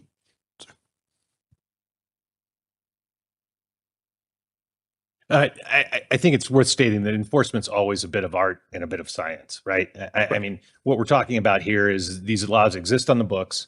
We probably could put a little bit more teeth into them so that when officers choose to more aggressively enforce because of the situation, then they've got the tools there that don't allow somebody just to ignore the citation over and over. And I think that's the extent of this. I feel like sometimes we're talking about all of a sudden you guys are going to go out and just start ticketing RVs, like you have nothing better to do.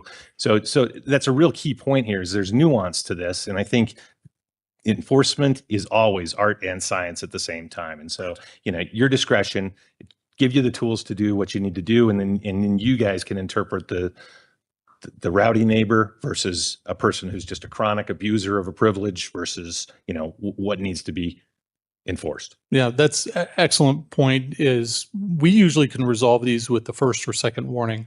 It's what we have trouble with the enforcement is the third, fourth, and fifth, and so on warning.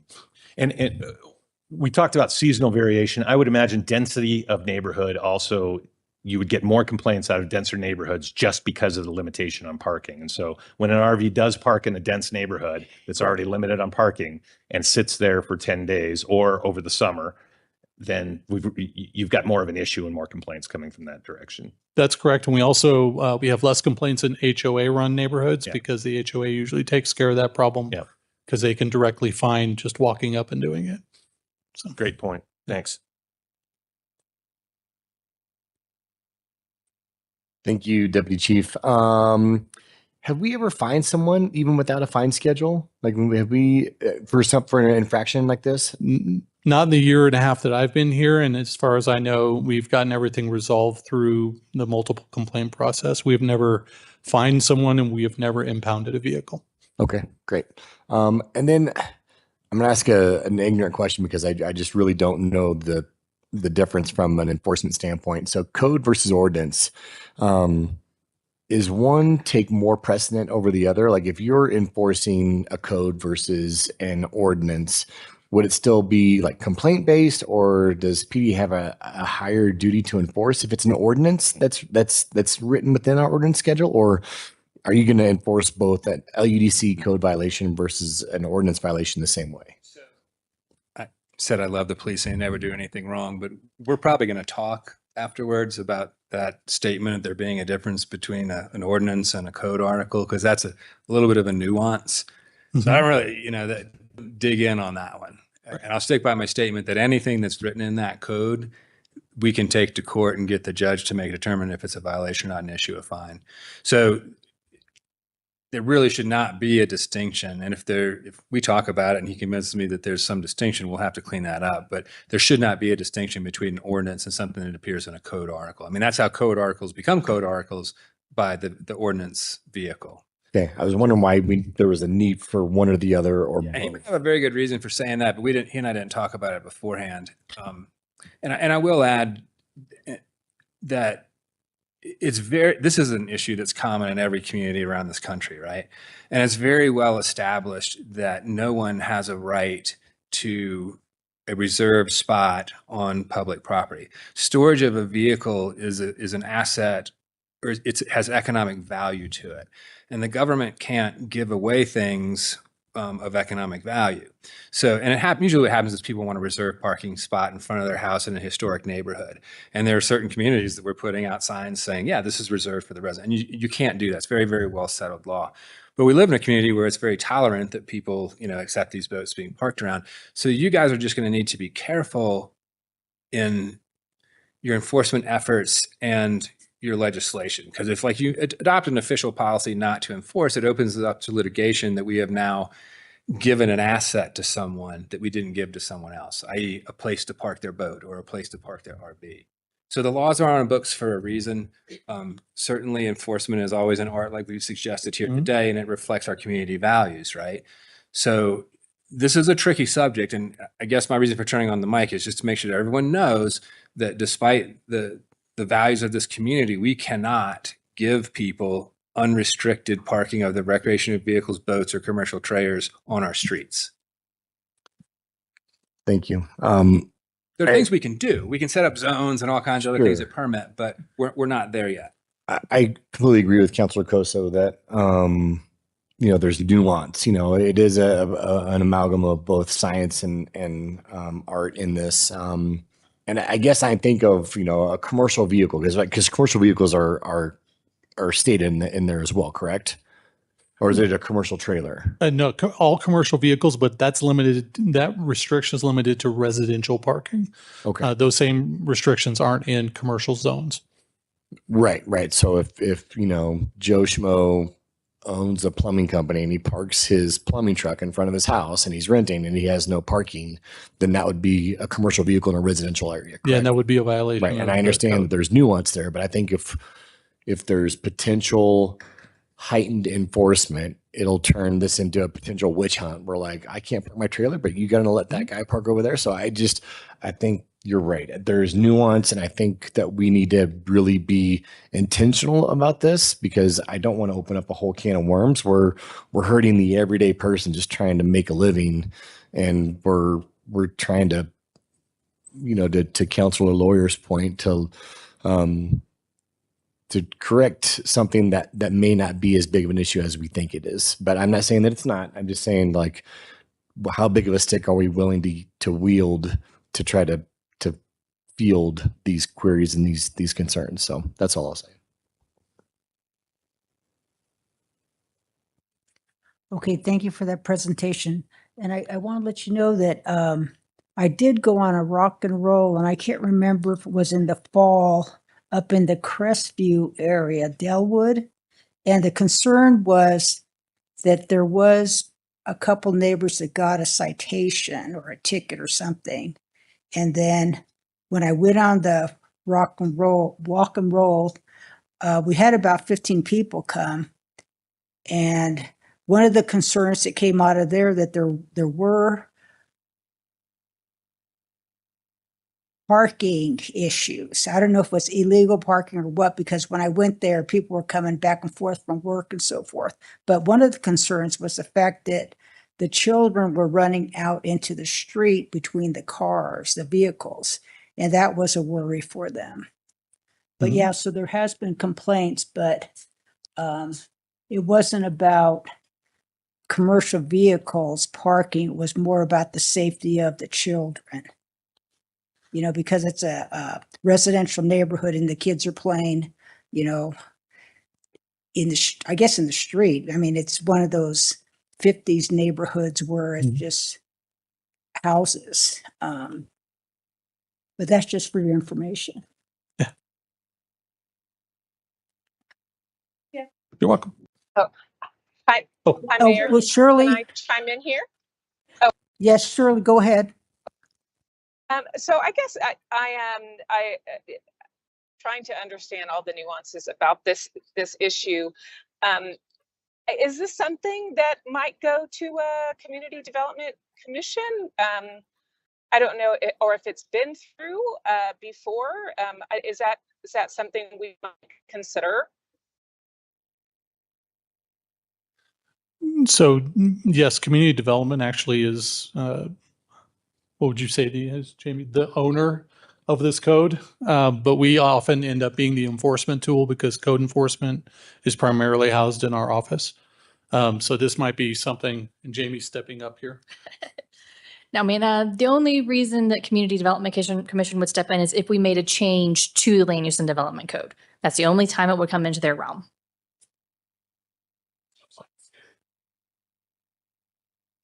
No, that would probably likely go in the Code of Ordinances, which would come straight to council.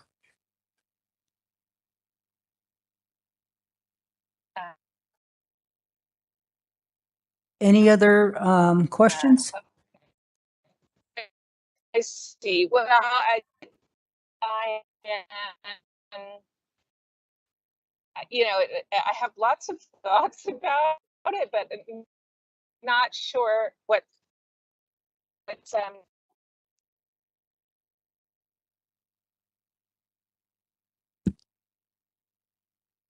All righty, Shirley. So thank you for your input. Is there any other questions from up here? Okay, so let's move on to the next issue. Thank you. And the next presentation under council requested presentation is the Fire Protection and Emergency Services Study. Good afternoon, Madam Mayor, members of council. Bob Rammer, Assistant City Manager. Before we get into today's presentation, I'd like to provide a brief background, some context on what this is going to be, as well as make some introductions. So I'm joined this afternoon by Chief Randy Black, Deputy Chief Mike Krupa's in the back, and Matrix Consulting Group, Robert Finn, who's going to be giving the presentation. As the council's aware, the city of Durango has historically been provided fire and emergency medical services through an intergovernmental agreement with the Durango Fire Protection District since 2013. And this agreement is set to expire at the end of 2028. In anticipation of this agreement's expiration, the city partnered with Matrix Consulting Group in 2025 to evaluate the options available to the city council to ensure the continuity of delivered services of these critical services. And with that, I'd like to turn it over to Robert Finn. Good afternoon, Mayor and Council. I'm Robert Finn with Matrix Consulting Group, and I'm just here to provide you the study results and happy to answer any questions you would have at the conclusion. So our scope of work for this project was conducting an analysis of the delivery of the emergency services provided by the Durango Fire Protection District to the city, looking at their staffing, deployment, and performance of the system as it related to providing those services to the city, conducting financial analysis on different options for the provision of fire and emergency medical services, and then looking at what options were available for the city to consider as it moved forward in the known time frame of the contract expiring. So the fire district and city were instrumental in assisting us with collecting data, setting up interviews, making sure that we met with key stakeholders and heard and received various input onto what ideas were acceptable for the city of Durango, which were more palatable, which were less desirables, but to make sure that we fully vetted each one of the ideas that were brought forward to us, fully vetted them, looked at the costs, and were able to allow you to make an informed decision as this process moves forward. These findings from our analysis were then developed into a draft report with recommendations to the policyholders. The recent election changed a lot of the financial terms, so we're fine tuning all those tables in the report. So we'll have the actual final report to you in the next couple of weeks once we get those financial changes that happened due to the recent election. So in terms of looking at the options, the first is the status quo. Contract expires, fire district renews it with no changes, and everything stays like it is cost-wise, and you just continue down the existing road. The second, more likely scenario, if the contract were to expire and you continue with the district, would be a modified contract to make sure that the city's paying its fair share for the services that they're using from the fire district compared to the areas out in the fire district that are outside the incorporated city limits. The next one was forming a municipal fire department. Some challenges with that is that all the assets are owned by the district, so there would have to be some agreement into what assets you could purchase versus having to construct new facilities, purchase new apparatus and equipment, and obviously the costs with this one, as we're going to show, are considerably higher than any of the other options, especially the initial upfront startup costs. And then the final option that we looked at was putting it to the voters to annex into the district, and the city becomes a formal part of the district. You're treated as part of the district, and now the city gets a voice on the district board, which you don't have, to give some local control into how the fire protection services are delivered. So you can see right now the city, inside the city limits, there are 3 fire stations that the district has. There's currently, through the recent referendum, a 4th station going to be constructed in the Three Springs area. So they're working on that now, which was one of the early recommendations in the report, but then the funding happened, so it's kind of moved forward faster than we had anticipated in the fall when we were finalizing the report. You can see the calls for service density goes along the major thoroughfares as well as the population centers, and the Three Spring area out by Wilson Gulch Road is starting to see significant increase in call volume, and as we'll show you'll see in the maps in the report, present significant time and distance from the existing station locations due to its locations. So like I said, a 4th fire station is needed in the Three Springs area. The funding has been approved with the recent election results. They've started design, which is going to mirror the Fire Station 2 downtown, which will speed up the design process, save on some design and architectural costs, and be able to speed up the timeline for construction. So they're looking at a potential July 2027 opening of that facility. Longer term, as development continues to occur, a 5th fire station would likely be needed in the northern portion of the city. So you can see we looked at 5-minute travel times. So existing, you can see that Three Spring area is completely outside of the 5-minute travel time capabilities of the existing fire stations. And then with the location of the station that's proposed and being planned now, it puts Three Springs in a good coverage area. Obviously, anything without a road network doesn't show up in the areas, which is why we do these instead of the circles. So status quo, like there would be no changes to the current service delivery model, and the current method for the fire district is they develop the costing structure for the city as if you were annexed into the district. Residents are paying a portion of that cost, and then the city's offsetting those through general fund dollars generated primarily from sales tax. So the challenges with status quo, obviously, you're still not represented on the board, so you have no direct control in any of the governance of the fire district, which gives you no local control of the services if they decide to scale up, scale down, redeploy assets. That's a determination and a decision of the district, and the city would have no direct voice in that.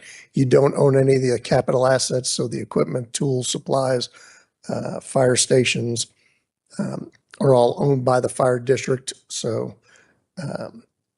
in the status quo, you don't own those. And there's never a guarantee that the fire district is going to choose to renew the contract with the city to provide services.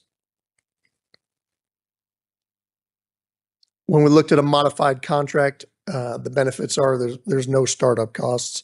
You're modifying the contract. There's going to be a change in the cost structure and relationship. In that, you don't currently have performance standards, but you could say these are the types of performance standards we want measured and reported back to council. We expect, travel time to an emergency call to be in X minutes, 90% of the time. This type of fire prevention activity to occur, inspections and these things.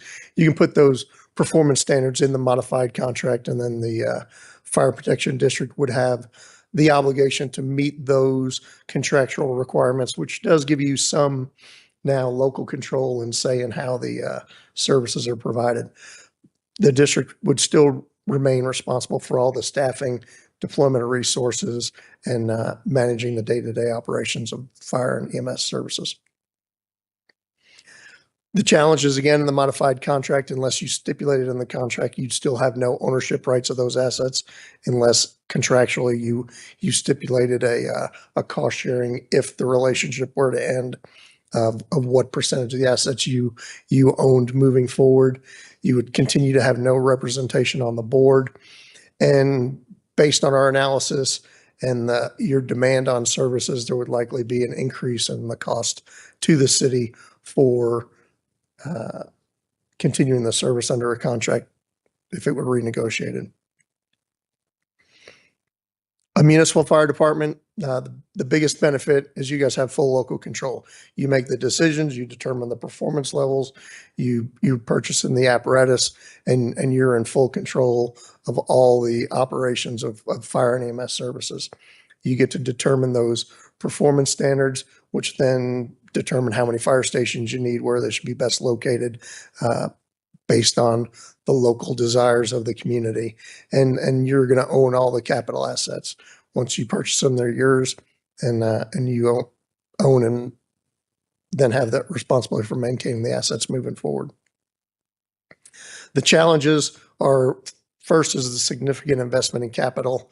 Fire trucks currently $750,000 for an engine, about $1.4 million for a ladder truck, and you're looking at a 3-year wait time for delivery. So you because the fire district would likely have to reduce some of its inventory due to a smaller service area, there may be an opportunity to purchase some of their equipment used, but you're still going to have to be planning then for future replacement and significant costs.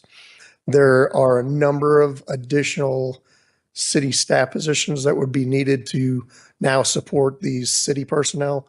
So HR, payroll, IT, significant increase in fleet, and to be able to maintain the increased emergency vehicles and to work on fire trucks, which is emergency vehicle technician specialty mechanic certifications. And then likely in the best interest of both parties, you would want to enter into an automatic aid agreement with the district. So if your resources are taxed, they would respond in and help provide services in the city. And likewise, if there's something going on outside the city limits, you would assist the fire district in providing services for those larger scale events that tax the resources of either one of the now smaller organizations. Annexation. The key benefit is now you do have board representation. You people from inside the city limits can serve on the board, provide input and governance into how the district is operated, and make sure the interests of the city Durango are fully represented as part of the board. The funding would be stable and consistent. Sales tax funding, which you're using to do part of it now, is, dependent on the economy, it's dependent on tourism. So it's a little more volatile and can fluctuate where property taxes and using a property tax scenario is typically a more stable funding mechanism. Your existing service delivery model remains. The fire district continues to provide the service, but now you're fully funding your fair share and you're treated holistically as part of the district instead of as a contractual customer of the district. And then the district remains responsible for all personnel deployment matters and all those ancillary HR, finance, payroll, fleet things that they currently provide. The challenge is voter approval. So the key to the voter approval is educating the voters on what is going to happen, because there are certain general fund tax dollars that are used to offset the cost of fire and EMS services today that would no longer be needed. So making sure those voters are educated into, okay, what's going to happen with those dollars. There are a number of services that can be enhanced: public safety, transportation, parks and recreation, and any other unmet city needs where freeing up those tax dollars to help fund the other much needed initiatives of the city can be used. But educating the voters on what those are so they can make an informed decision and not just think that this is another reason to increase their tax burden would be very important. Again, you have less local control in a municipal fire department because you're one voice on the board, or as many seats as you get, but you're a voice on the board and not the only voice. So the unincorporated areas of the district also have a voice in how the fire protection and EMS system operates. When we looked at the cost, you can see your status quo. The residents are currently contributing $6.3 million from the mill. The general fund kicks in another 5.7 mils at 5.2 million roughly, so 11.5 million. And to an average $750,000 home, that looks like around $326 a year. When you modify the contract, again, the residents are going to be paying their portion of the mill, but now the general fund contribution based on your current service demand, usage of the system, we projected it would likely go up to around $8.8 to $9 million. So the total cost would go up to around $15 million if and when the contract terms are modified. Municipal department, like I said, you're looking at roughly $90 million in capital upfront costs, depending on new versus existing apparatus. Your general fund impact is going to be about $9.5 million a year. So your first year is $98 million. And then continuing general fund impact is going to be higher than what you're paying to offset today. So probably doesn't make sense financially for you to really even consider this.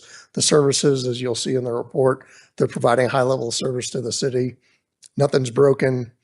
And to put this kind of investment towards something that's working well would not be in the best interest of the city.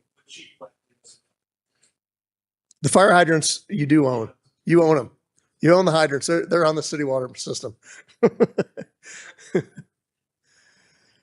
So then we looked at the annexation, and that would bring the resident up to 8.9 mils the first year. So the way we looked at it was phasing in where it's a softer increase on the taxpayer. So their tax bill goes up about $100 that first year. The full residential costs over a 3-year buy-in into the district, where you're lowering the general fund obligation each year and then increasing the residential would bring it up to $592 on a $750,000 home. But again, the district would then be responsible for all those capital costs and own the assets. So we recommend that the city explore seeking voter approval to annex into the fire district. If approved by the voters, you gradually implement that 5.7 mils over 3 years, using the general fund to pay 3.7 in year 1, 2 goes to the residents, 1.7 in year 2, and then in year 3 it drops to the full burden on the residential and commercial tax base. So with that, I'm happy to answer any questions, and as well as the chief and assistant city manager.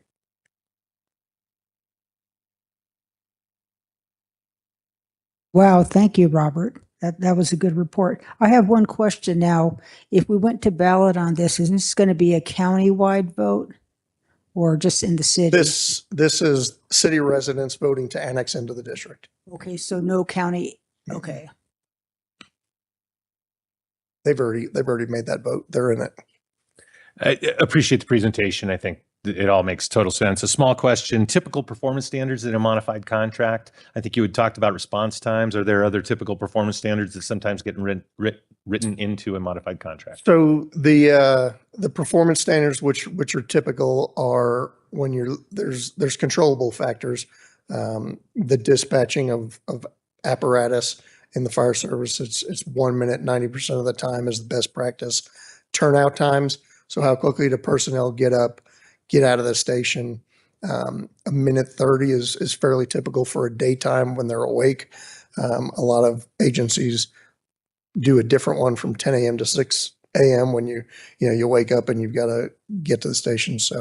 But a minute 30 is the typically accepted performance for getting your gear on, getting on the apparatus and wheels rolling. And then most suburban communities, the National Fire Protection Association Standard 1710 has a one-size-fits-all 4-minute travel time standard, which doesn't fit most communities and certainly doesn't fit what goes on here with your road network and, the hills and the winding roads and various things. So a community like this, somewhere between 6 minutes and 30 seconds and 8 minutes might be the community expectations and doing that. And then beyond that, it's more the frequency of the fire prevention work. So how often do you expect community education events to occur? What types of community education events are designed in the town?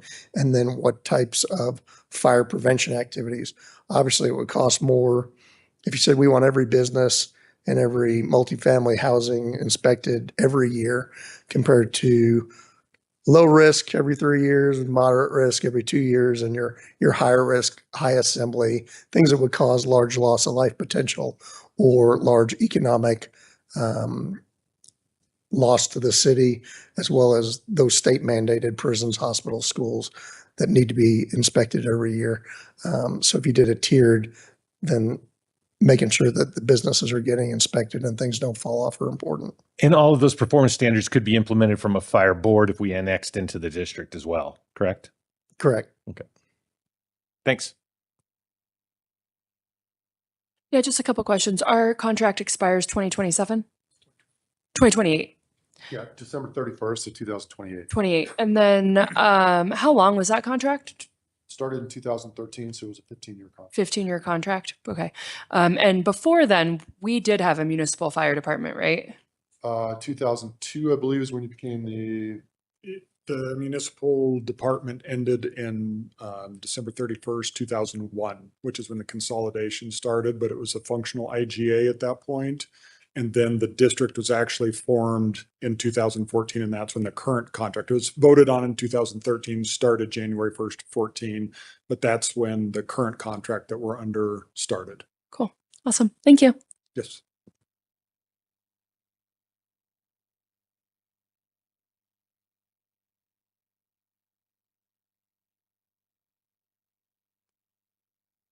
Shirley, do you have any questions for the fire? No questions. Thank you, Mayor. You're welcome. All righty, then, if there's no more questions, you guys are excused.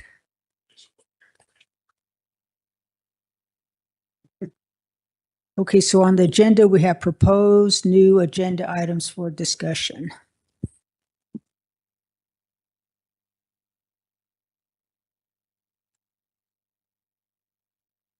Council, I had a couple of new ideas or new business items I wanted to put forward. I wanted to ask for a study session allowing prorated fees for changes in business license status. This came up in our last meeting. Just to find out what it would be to have prorated fees when a business license status changes by the same business. And so we just recently had, it was a marijuana. Was that correct? Sorry, Ben, I'm hazy on the details, but it was a marijuana retailer that was just changing their corporate status, and they had to repay full fees in that instance. I just think it would be, there'd be some merit in the staff or whomever the decision makers are being able to prorate fees in situations where it doesn't seem fair to make a business repay the full fee again. Are we doing a full business license fee something right now? We have I'm looking at Gloria, have our master fee schedule for approval coming soon, where I think we'll be finished with it to present to council. And then the council can kind of take a look and see all the fees and then look at determining if there's any they would like to modify on that. And then staff, I'm sure, would probably bring things that we would like to see modified, but that schedule should be coming soon. Planning on bringing that second meeting in February, and along with any staff proposed changes to that fee schedule. Inclusive of having a proration opportunity? We discussed that in some way, shape, or form. Can we just tack that on? Session, or is it a council item, or is it a agenda item? Sorry. Currently, it's an agenda item with the current fees. Not all fees are currently adopted by resolution, so this is a comprehensive model of all the fees, and then any changes, going forward would be adopted. Would we be able to chat about different things in that? Sure. Yeah. Can we just tie that to, will you make sure that we have got that as a note? Okay. In the presentation. Is that fair? Yeah. Okay. Okay. Speed discussion. Mayor, I still got a couple of things too. I'd love to chat. I wanted to ask council how we felt like we were going to proceed on appointee reviews and establishing the goals. We were changing the review process a little bit. I just was unsure about what we thought the next step in that process was going to be. That it gets, their salaries get reviewed when the other salaries get reviewed for the entire city. But I'm not sure this is me asking. I was unclear on what our next step was to try and establish that kind of more formal review. Yep.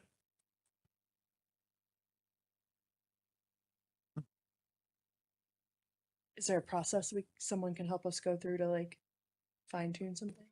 Sure. I think what we'd probably end up doing when it comes to contracts, and I'm going to look at Mark on this one, is that we just probably need an executive session with us all in those, your appointees, myself, Mark, and Matt, and discuss the changes, proposed changes, and come out of that executive session with direction on the changes for the contract. Yeah, so my question was not about contracts. It was about the reviews themselves. We had talked about establishing goal tracking, core competencies, and qualitative feedback with focuses each 6 months. And so there is in some way, shape, or form, there's a a form or whatever we're going to have to try and figure out that says what are the goals for 2026 so that when we hit 6 months, we can gauge against those goals. I feel like I said that in after the last executive session, that with maybe with, I don't know, Bonnie's help or someone in HR, I'm sure that they have something that we could have something that's a little bit easier to follow. Or we can just do it ourselves. It's probably going to be something you're going to have for yourself, because that's not something in regards to a review that Wanna, we like, would have for us. That's what I was kind of. Do that by email since it's just for our appointee reviews, or do we need to do that during an executive session? You need to, so there's kind of a fundamental disconnect happening here. You guys employ myself, Jose, and the city or the city magistrate through contract. We are appointed contract employees, and our contracts dictate when we're reviewed. And as you know, when there's a contract, both parties have to agree. So that would need to all occur in executive session. Mandating a salary review along with employees is a little bit of a square peg in a round hole, because they don't work under contract. They work for Jose. They work under a budget that you guys propose. So I don't know if that answers your question, but you just have to look at the 3 appointed officials differently. There's 2 things that he's talking about that we wanted to do is we want to change your format that we use and we've done that before, where we went from point scaling to, you know what I mean? So I don't know, does that have to be done in executive session? I would recommend that it is done. in Okay. executive And then session, in that executive session, we can sit down with each of you and say, we want to go to 2 evaluations a year rather than 4. Right, Do you and agree to then- that? And then write a new Correct. contract, correct? Yes. So okay. No, and like, it's a great example is Jose's contract, city manager's contract is different than mine. Yeah. Because his review is required to have public input by code or by the charter, and mine isn't. So I agreed in my contract to have quarterly evaluations, whereas I believe his contract says you have to meet the charter review, and then he has quarterly reviews. Yeah. So, and again, all that's just negotiated in the contract, and that's properly done in an executive session for those 3 appointed individuals. So do we need to just, in under new business, right? An executive session to review. I think if you're in agreement and you have 4, you can just place it on, I would assume, February, seeing as one you won't be here on the. Yeah, we've gone away from what I was asking, which Oh. is just the tool that we're sitting there and saying, here were the goals Jose or Mark But I or think we Matt need had. to do that in executive session is what he's saying. I just think it's going to take time for us to get the tool right before we even go in and say the contract's going to be changed. They already have a quarterly evaluation happening. If we just change the way that those quarterly evaluations happen, there's no contract change here. If I have this correct, right? I'm just talking about how do we figure out the goals for 2026 and how do we measure them effectively at 6 months and into the year, or quarterly if we don't change the contract. Does that make sense?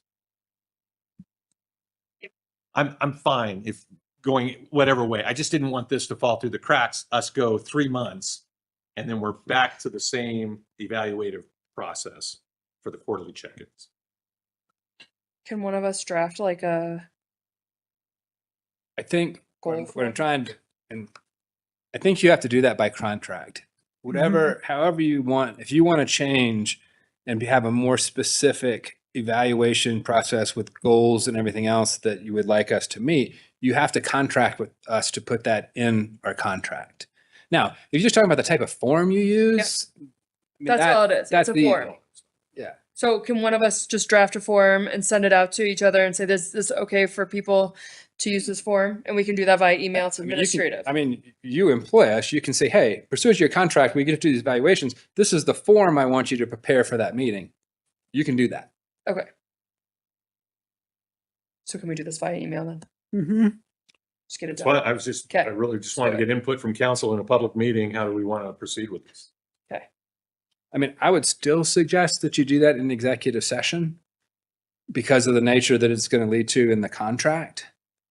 Because if you do it by email, you're potentially violating the open meeting laws because you're discussing public business by email outside of a public meeting. Even though it's just administrative? Yeah, I mean, there's no exemption for just being administrative when it comes to the OML. Scheduling is exempt, but when you're going to make not fundamental, but when you're going to make changes to an evaluation process, that can be done in executive session and is properly done in executive session. And an email discussion of it, I'm concerned that would violate the OML. Okay. Then Okay, so how about this? Okay, so you're going to be gone the next meeting? Yeah. Okay, executive session, the And- first. yeah, meeting that we can hammer that this we out, can and I'll just- come with a form. but then everybody come with their suggestions. I'll come with a form. Okay, Okay, great. Can we put that on the agenda? Absolutely. Great. Because you have to vote to go in executive session anyway, so Yeah. it's an easy one. That's For all all for me. three or just Mark and I? do you have All anything three. else? All three. Do you I have have nothing else. Thank you. Dave, Jessica, Shirley, do you have anything? No, Mayor, thank you. Alrighty, so we're done with the agenda, so we're adjourned. Thank you.